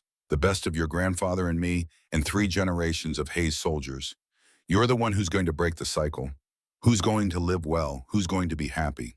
I love you so much. I love you too. More than life itself. And Mac, I'm not sad. I'm not afraid. I got to see my daughter become a hero. I got to know the Hayes name will live on through you. That's more than most fathers get. That's everything. The screen started to blur, her father's eyes closing, the nurse's hand visible, adjusting the morphine drip, easing his passage. Goodbye, warrior girl. Make me proud. But more important, make yourself happy. That's the real mission. That's what matters most. Goodbye, Dad. Thank you for everything. Thank you for teaching me, for loving me, for being the best father anyone could ask for. His eyes closed. His breathing slowed. The screen stayed connected, but Mac knew he was already gone, already free of pain, already at rest. She sat there for 10 minutes watching him breathe. Then the breathing stopped. The nurse checked pulse, looked at the camera with sad eyes. I'm sorry, Miss Hayes. Your father passed peacefully, no pain. He was thinking of you at the end. The screen went dark. Max sat in the empty room at Vascar Ridge and cried. Not quiet tears, not stoic soldier tears. Full body sobs that shook her chest and burned her throat. She'd lost her father. The last connection to the Hayes legacy, the last person who really understood what it meant to carry 3 generations of war. She was alone now. The last Hayes. The end of the line. 23 years old with a body count and a chest full of pain and no idea how to be whole when everything inside felt broken. But even through the grief, even through the tears, she felt something else. Relief. Her father wasn't suffering anymore. Wasn't fighting cancer. Wasn't slowly dying. He'd let go on his terms. At peace. Knowing his daughter had survived. Knowing the legacy would continue. And Mac had kept her promise. She'd come home. Maybe not physically, but she'd survived. She'd faced the ghost. She'd made the impossible shot. She'd proven the Hayes name meant something, and her father had lived to know it. That was worth something. Maybe not everything, but something. Tomorrow, Dylan Cross would arrive. Tomorrow there would be debriefings and reports and processing. Tomorrow the world would continue spinning, and the war would grind on, and new soldiers would need training. But tonight Max sat alone with her grief and her grandfather's glove and her father's memory and the ghost compass. Tonight she was just a woman who'd lost her father and killed a man and survived when she probably shouldn't have. Tonight she was human, broken but whole, damaged but functional, changed forever but still herself. And that would have to be enough, because there was no going back, no undoing what had been done, no returning to the person she'd been before today. There was only forward, only tomorrow, only the rest of her life stretching ahead with all its possibilities and burdens and questions. Mac closed her eyes, held her grandfather's glove, felt the weight of 3 generations settle onto her shoulders, and made herself a promise. I will survive this. I will heal from this. I will honor them by living well, by being whole, by breaking the cycle. I am Mackenzie Hayes, 3rd-generation warrior, daughter of heroes, granddaughter of ghosts. And I will not let war define me, will not let killing consume me, will not let the weight of legacy crush me. I will carry them forward, but I will not become them. I will be something new, something better, something whole. That was the real mission, the real victory, the real way to honor the men who'd come before. Not by dying well, but by living well, by choosing peace when possible and war only when necessary, by remembering that enemies were human too, that every shot cost something, that survival meant more than just breathing. Tomorrow would come. Cross would help her process. The military machine would continue grinding. The war would go on. But Mac had already won the only battle that truly mattered. The battle to remain human, to stay whole, to break free. The last shot had been fired, at least for today, at least for her, and she was still standing. That was enough. For now, that was enough. The C-130 transport carrying Master Sergeant Dylan Cross touched down at Vascar Ridge at 0700 the next morning. He hadn't slept on the flight. Couldn't. Something in his gut had been churning since the moment he heard about the contact in Sector 7, about the ghost engaging, about casualties. He walked down the ramp into thin mountain air and knew immediately something fundamental had changed. You could feel it in a forward operating base. The electricity after combat, the mixture of relief and grief, and the peculiar silence that came when soldiers processed what they'd survived. Captain Walsh met him on the tarmac. Her face was drawn, tired, the kind of tired that came from making impossible decisions and living with the consequences. Master Sergeant, thank you for coming early. Andrea, sitrep. 2 wounded, Marcus Silva, shoulder through and through, Tommy Blake, shattered femur, both stable, both evacuated to Landstuhl, expected full recovery. She paused. 1 KIA, enemy, the ghost, confirmed eliminated by Private First Class Hayes. Dylan felt something shift in his chest, relief, pride, fear, all at once. Hayes made the shot? Affirmative, 900-meter engagement, moving target, Barrett 50 cal, clean kill. First shot was near miss. Second shot was perfect. Through the neck. Instant. Jesus Christ, she's 23 years old. She's a Hayes. Apparently that means something. Walsh started walking toward the command building. Dylan fell in step beside her. There's more. The ghost wasn't Taliban, wasn't Al-Qaeda. He was NVA, North Vietnamese Army, former Soviet-trained sniper. Name was Nguyen Van Minh, 73 years old, served in Vietnam 68 to 75. Afghanistan with the Soviets 84 to 89. Freelance contractor after that. Dylan stopped walking. Nguyen Van Minh, the shadow. Walsh turned. You know him? I know of him. Khe Sanh Province, 1969. He killed my best friend, killed 7 Marines in my company. We called him the Shadow because we never saw him, just his work. Dylan's hands were shaking worse than usual. That's why I came here. That's why I had the feeling. 53 years and somehow I knew he was still out there, still hunting. It gets stranger. Minh had a photo in his pocket, John Hayes and Nguyen Van Minh. Vietnam, 1969. Written on the back, mutual respect after 3-day duel. They knew each other, Dylan, Mac's grandfather and the ghost. They'd faced each other before. Dylan closed his eyes, thought about Bobby Williams, about rice paddies, about a war that kept reaching across decades to claim more lives, about cycles that never seemed to break. How's Hayes handling it? She's functioning, professional, but her father died last night. Video call while she was still processing the kill. Heart attack complicated by the cancer. She watched him die on a screen from 8,000 miles away. Christ. She needs you, Dylan. Needs someone who understands what it costs, what it means, how to carry it without letting it destroy you. Walsh met his eyes. You're the only one left who can teach her that. Her grandfather's gone. Her father's gone. You're all she has now. Dylan found Mac in the chapel. It wasn't really a chapel, just a converted storage container with some folding chairs and a generic cross on the wall. Non-denominational, peaceful. The kind of space soldiers used when they needed to process things that had no easy answers. She sat in the front row, still in field uniform, dirty, blood-stained. Her grandfather's shooting glove on the small altar beside her father's photo. Nguyen Van Minh's brass compass next to it. 3 generations of warriors represented in leather and brass in memory. Dylan sat down beside her. Didn't say anything, just sat. Old soldier and young soldier. Vietnam veteran and Afghanistan survivor. 2 people who understood that sometimes silence said more than words ever could. After 5 minutes, Mac spoke.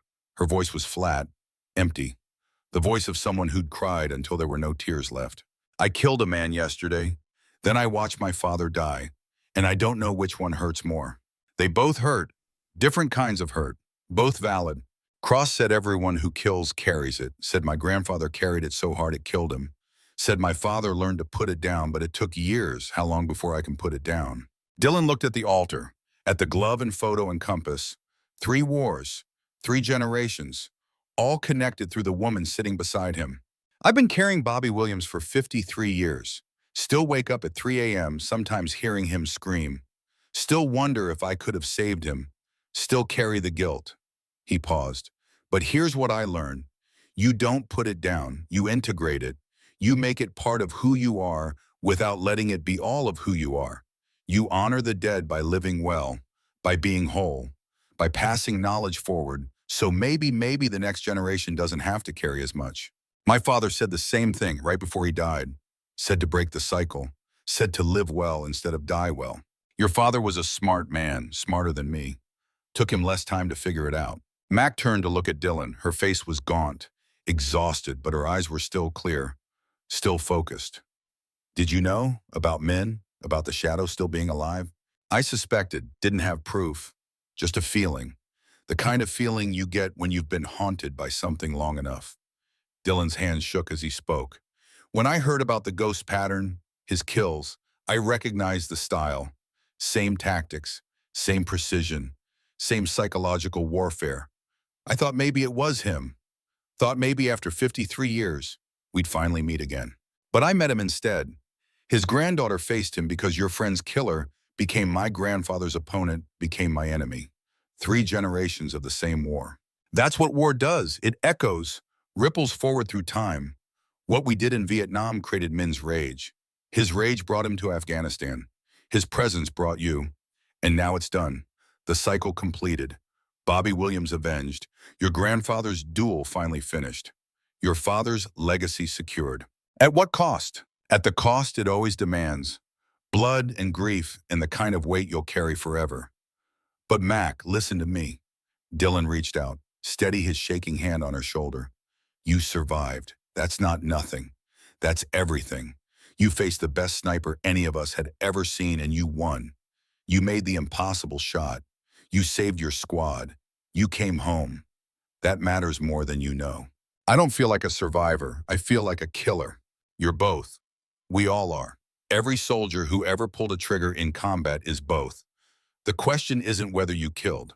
The question is what you do now, how you live with it, whether you let it consume you or whether you integrate it and become something more than just the sum of your trauma.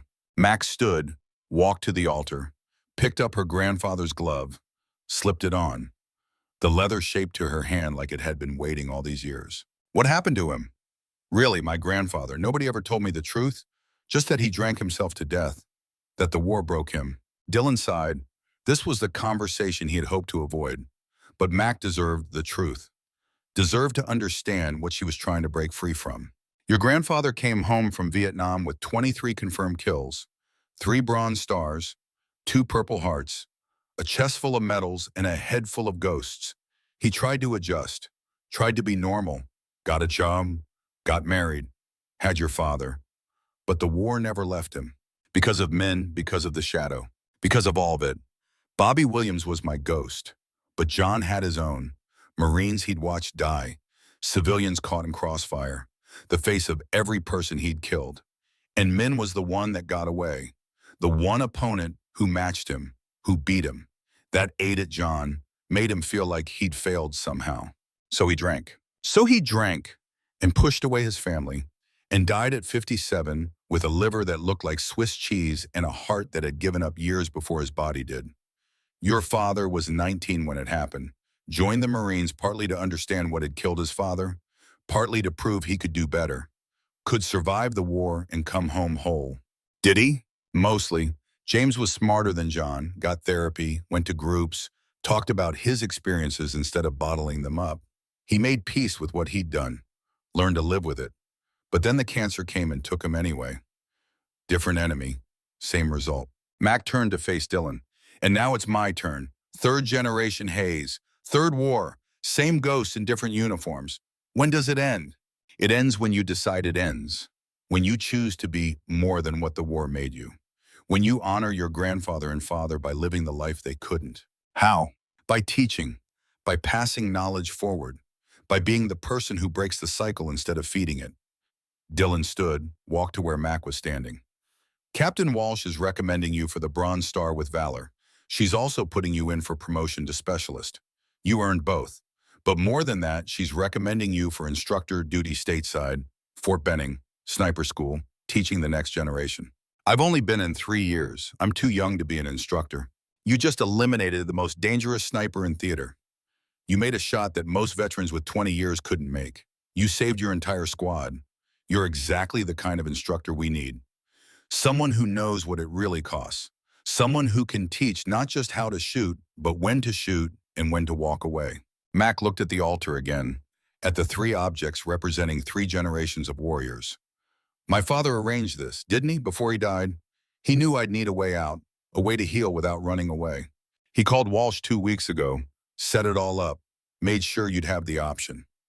Dylan's voice was gentle. He loved you, Mac.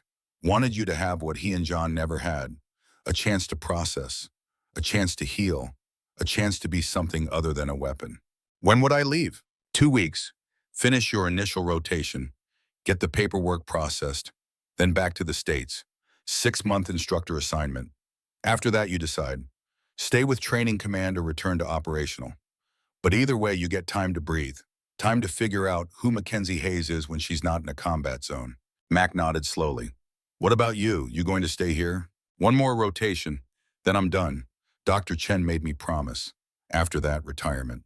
Maybe teach at the VA. Maybe just sit on my porch and finally let Bobby Williams rest. Dylan smiled, sad but genuine. 53 years is long enough to carry 1 ghost. Time to put him down.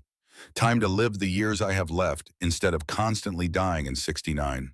Will you come to my father's funeral in Philadelphia? He'd want you there. I'll be there. I owe James that much. Owe you that much. Owe 3 generations of Hayes soldiers my presence and my respect. They stood together in the makeshift chapel.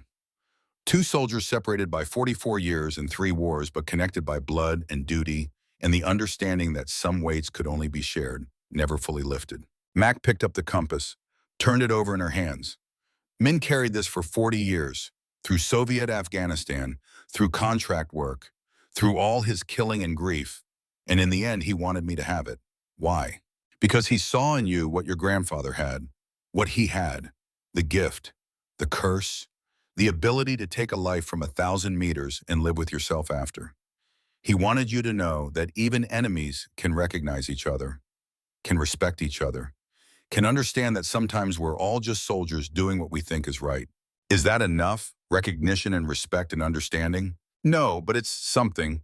It's the difference between being a killer and being a warrior, between murder and warfare, between senseless violence and the terrible necessity of combat.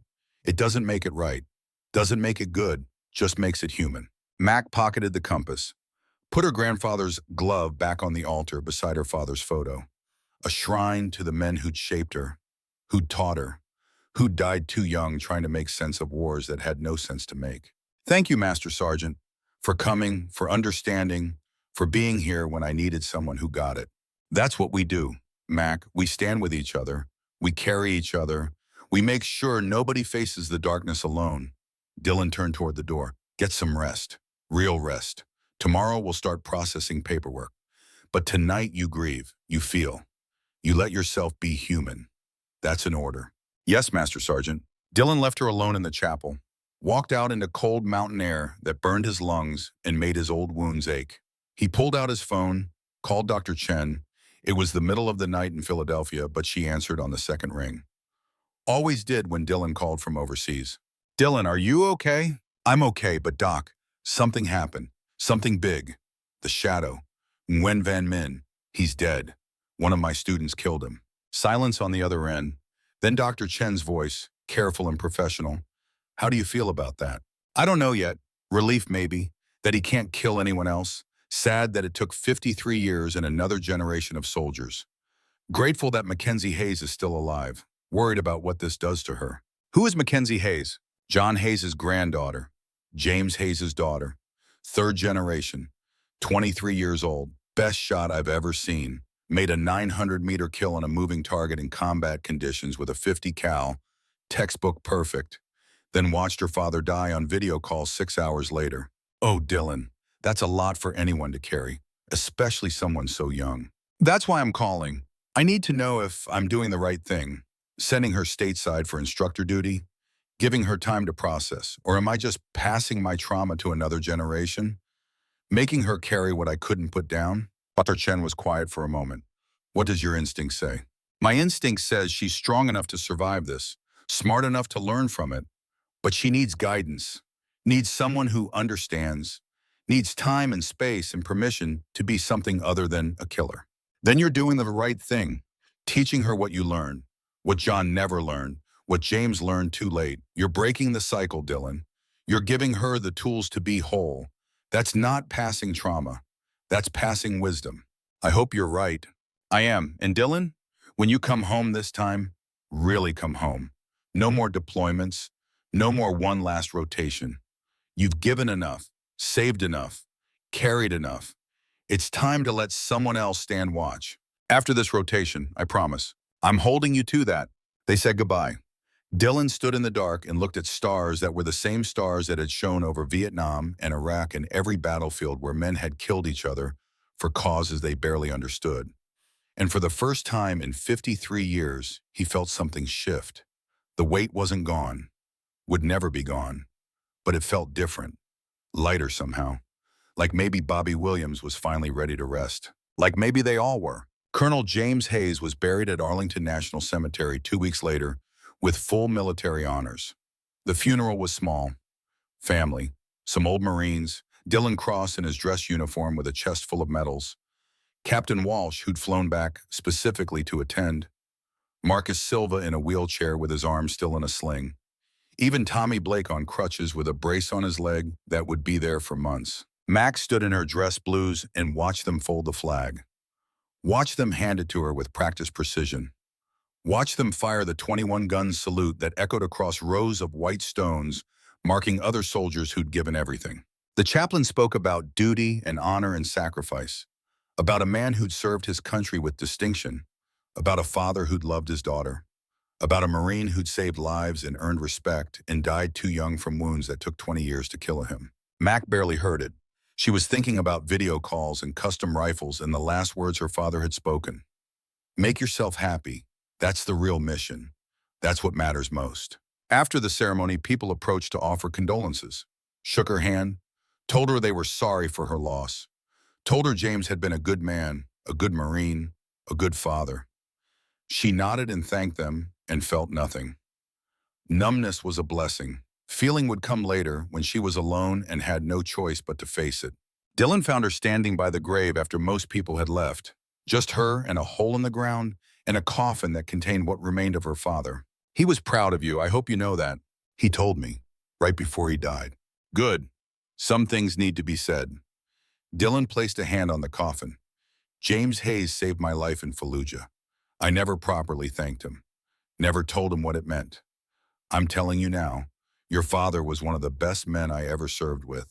The world is poorer without him. Thank you, Master Sergeant. Just Dylan now. We're not in uniform anymore. Not really. Just two people who love the same man and are trying to figure out how to live without him. They stood in silence for a long moment. Then Dylan spoke again. Tomorrow there's another funeral, different cemetery, different circumstances. But I think you should come. Whose funeral? Nguyen Van Min, the ghost. They're burying him at Arlington too. Complicated situation.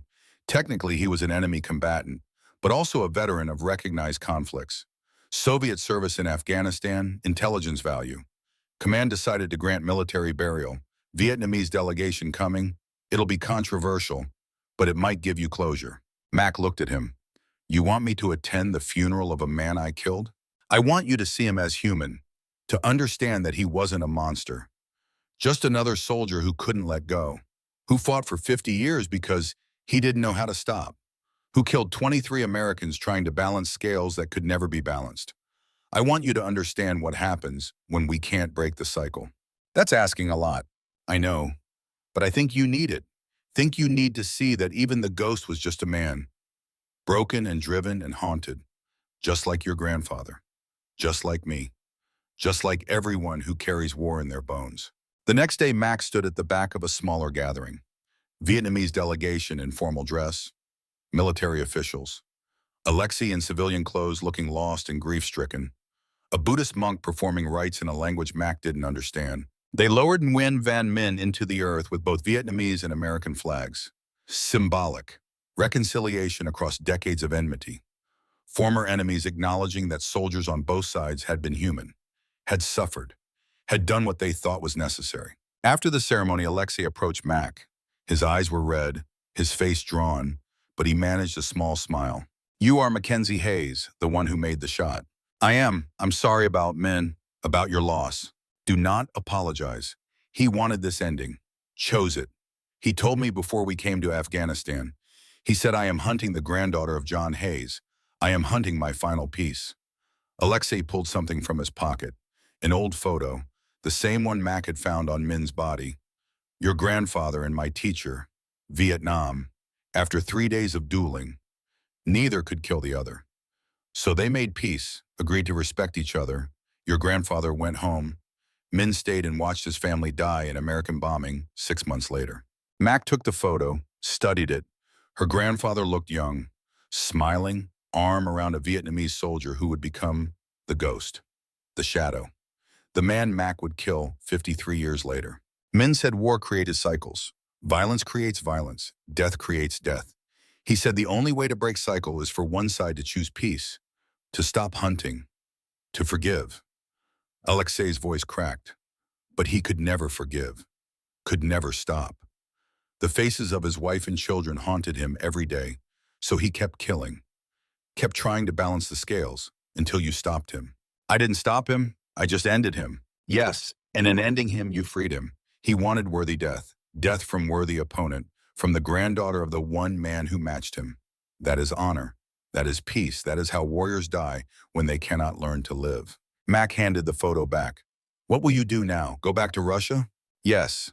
Try to have normal life. Try to forget war. Try to break cycle Min could not break." He looked at her seriously. "You will struggle too, with what you did, with what it means. But you are young. You have time. You have people who care. You have chance Min never had. Please, use it. Live well. Be whole. Do not become what he became." "I'm trying." "That is enough. Trying is enough." They buried Nguyen Van Minh in ground that held American soldiers he'd killed and American soldiers who'd killed men like him. The irony wasn't lost on anyone, but somehow it felt right. Felt like maybe finally some small step toward breaking cycles that had spun for decades. Max stood at the grave after everyone left, just her and the earth and the man she'd killed. She pulled out his compass. The brass was warm from her pocket. The needle still pointed north. Still true after 40 years. "I don't know if you can hear me," she said quietly.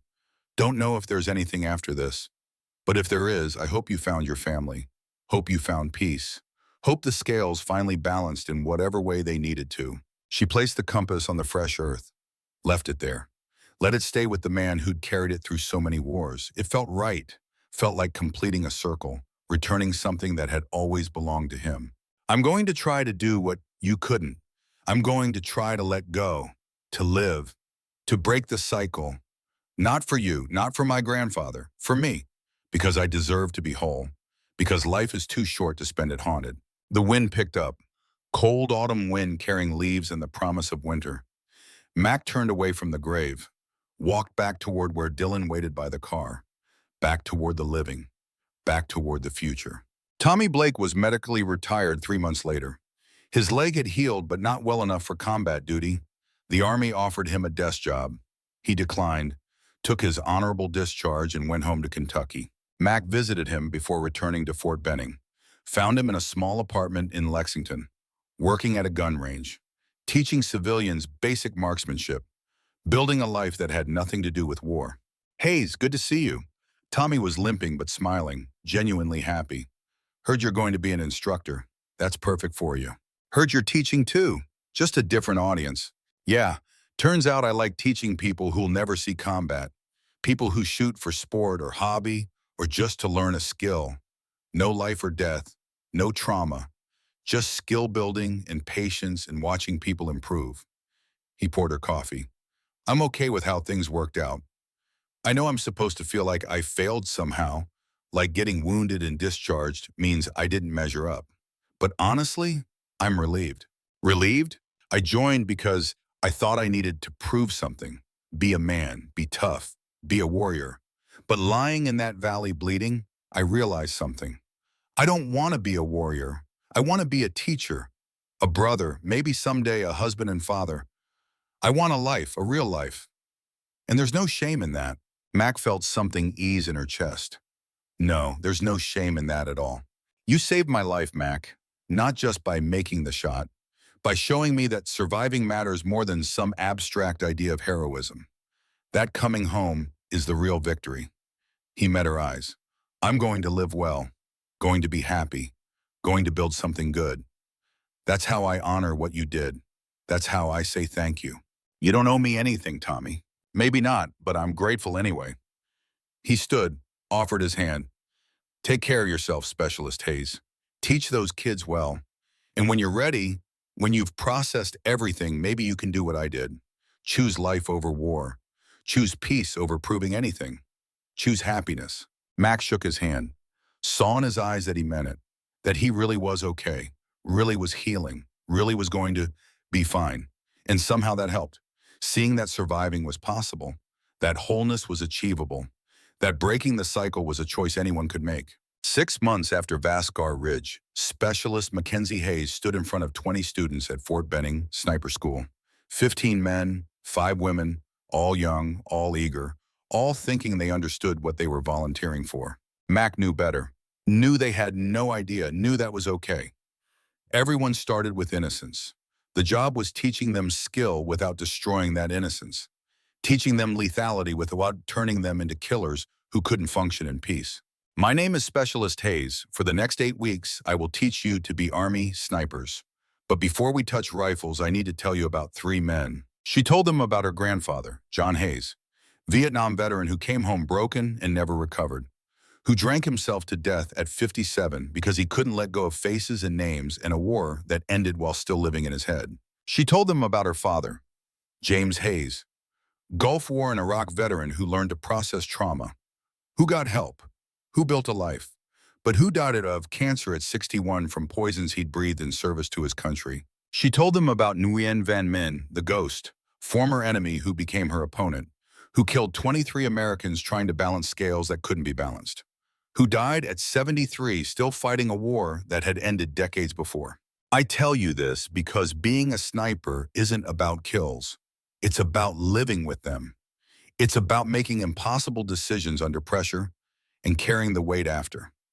It's about understanding that every target is a human being with a family and history and dreams, and taking that shot anyway when it's necessary, then living with yourself after. The students were silent. Some looked scared. Good. Fear meant understanding. Fear meant respect for what they were about to learn. 3 generations of warriors in my family, all broken by war. My grandfather never recovered. My father recovered but died too young. I'm still figuring out how to recover while staying whole. That's what I'm going to teach you. Not just how to shoot, but how to survive, how to come home, how to be warriors who can also be human beings. One student raised her hand, young woman, maybe 19, nervous but determined. Ma'am, I'm Private Sarah Blake. My brother Tommy served with you in Afghanistan. He told me to find you. Said you'd teach me what really matters. Mac's heart caught. Tommy's little sister, here, following the same path, the cycle continuing. But maybe this time it would be different. Tommy's a smart man, one of the best soldiers I served with. You're lucky to have him as a brother. He talks about you all the time, about how you saved his life, about how you taught him that surviving matters more than anything else. That coming home is the real victory. Your brother figured out something a lot of veterans never learn, something my grandfather never learned, that there's honor in choosing life, in walking away, in being whole. Mac looked at the whole class. If any of you are here for glory, or to prove something, or because you think war is adventure, leave now. No judgment, no shame. This isn't Call of Duty. This is real. And what's real is that shooting someone changes you forever. Even when it's necessary, even when it's justified, even when you had no choice. Nobody left. They all stayed. 20 students ready to learn, ready to understand, ready to carry what needed carrying. Max spent the next 8 weeks teaching them everything. Ballistics, wind reading, range estimation, breathing control, trigger squeeze, all the mechanics. But also the psychology, the weight, the cost, the way killing someone stayed with you. The importance of knowing when to shoot and when to walk away. She was a good teacher, patient, thorough, honest about the darkness without glorifying it, showing them that being a warrior meant being strong enough to choose peace when possible, being skilled enough to choose violence only when absolutely necessary. Sarah Blake was her best student, natural talent, steady hands, good eyes, but more importantly, good judgment, the kind of wisdom that usually took years to develop. She understood that the goal wasn't to become a killer. The goal was to become a protector, someone who could take the shot when needed and live with themselves after. On the last day of training, Mac gathered the class. You've all passed. You're all qualified. You're all ready to deploy. But before you go, I need you to promise me something. What's that, ma'am? Sarah asked. Promise me you'll come home, not just physically, but mentally, emotionally, spiritually. Promise me you won't become the rifle, won't become the war, won't become the ghost. Promise me you'll fight when you must and rest when you can and heal when you're broken. Promise me you'll be human first and soldier second. Can you do that? 20 voices answered together. Yes, ma'am, we promise. Good, because the world needs warriors, but it needs whole warriors, healthy warriors, warriors who know when to fight and when to stop fighting. Warriors who can come home and be fathers and mothers and teachers and healers. Warriors who break cycles instead of feeding them. The students filed out, ready for their next assignments, ready for war, but hopefully ready for peace too, ready to survive, ready to come home, ready to be whole. Dylan Cross found Mac after class. He looked older than 6 months ago, thinner, more tired, but peaceful somehow. Like he'd finally laid down a weight he'd been carrying too long. That was good, Mac, really good. You're a natural teacher. Learn from the best. Your father would be proud. Hell, I'm proud. Dylan sat on the desk at the front of the room. I'm retiring, for real this time. No more deployments. No more rotations. Dr. Chen convinced me. Said I'd given enough, saved enough, carried enough. Time to let someone else stand watch. What will you do? Maybe teach at the VA, maybe just sit on my porch and watch the world go by. Maybe finally let Bobby Williams rest. 53 years is long enough to carry one ghost. Did killing men help? Did it give you closure? Dylan thought about it. Not closure, but something, completion maybe. The circle finished, the cycle ended, Bobby's death avenged, even though he'd never have wanted vengeance. The shadow finally stopped. My students surviving and thriving. That's something, not everything, but something. Max stood, walked to where Dylan sat, looked at this old man who'd taught her so much, who'd stood with her when she needed someone, who'd understood the weight without trying to take it from her. Thank you, Master Sergeant, for everything, for training me, for believing in me, for teaching me that surviving matters more than succeeding, for showing me that being whole is possible. You did the work, Mac. I just held the flashlight. You're the one who chose to walk toward healing instead of into darkness. You're the one breaking the cycle. You're the one your grandfather and father needed you to be. They hugged, brief, professional, but genuine. 2 soldiers saying goodbye. 2 people who'd shared trauma acknowledging that they'd survived it. What about you, Dylan asked. What's next? Stay with training command or return to operational? I'm staying. Turns out I like teaching, like giving people the tools to survive. Like knowing that maybe some of them will come home whole because I taught them right. It's not glory, it's not exciting, but it matters, and that's enough. That's more than enough. That's everything. Dylan left, walked out into Georgia sunshine, into retirement, into the rest of his life, free at last from Bobby Williams in the shadow and 53 years of carrying the dead. Max stayed in the classroom, organized notes for tomorrow's class, prepared for the next generation of students, thought about her grandfather and father and the ghost. about cycles broken and lessons learned in the long, hard work of healing. She pulled out 3 items from her desk drawer: her grandfather's shooting glove, worn and bloodstained but still functional; her father's photo in marine dress blues, young and strong and whole; and the photo of John Hayes and Nguyen Van Min, enemies who became something more, warriors who recognized each other across battle lines. She arranged them carefully, a shrine to the men who'd shaped her, who'd taught her, who'd shown her both what to do and what not to do. She honored them all, even men, even the enemy, because they'd all been human, all been soldiers, all been doing what they thought was right. And now it was her turn, her chance, her opportunity to carry them forward while breaking free from their mistakes. To honor them by living well, by being whole, by choosing peace when possible and war only when necessary. She was Mackenzie Hayes, third-generation warrior, daughter of heroes, student of ghosts, teacher of the future. And she was going to be okay. Not today, not tomorrow, but eventually, with time and work and the understanding that healing was possible, that wholeness was achievable, that breaking cycles was a choice she got to make every single day. The last shot had been fired, at least for her, at least for now, and she was still standing, still human, still whole. That was victory, the only victory that mattered. That was legacy, the only legacy worth passing forward. That was peace, hard-earned, dearly bought, but finally within reach. Mac closed her eyes, felt sunlight on her face, heard birds singing outside, smelled Georgia pine and fresh-cut grass and life continuing despite everything. And for the first time since Vascar Ridge, since her father's death, since making the impossible shot, she smiled. A real smile, a genuine smile. The smile of someone who'd been through hell and come out the other side still capable of joy. Tomorrow there were to be more students, more teaching, more work. But tonight she was going to call Tommy, going to check on Marcus, going to maybe start thinking about life beyond the military, about college, about relationships, about all the things she'd put on hold while war consumed her. Tonight she was going to choose life over death, hope over despair, future over past. Tonight she was going to break the cycle. And that finally was enough. End of part 3. The end.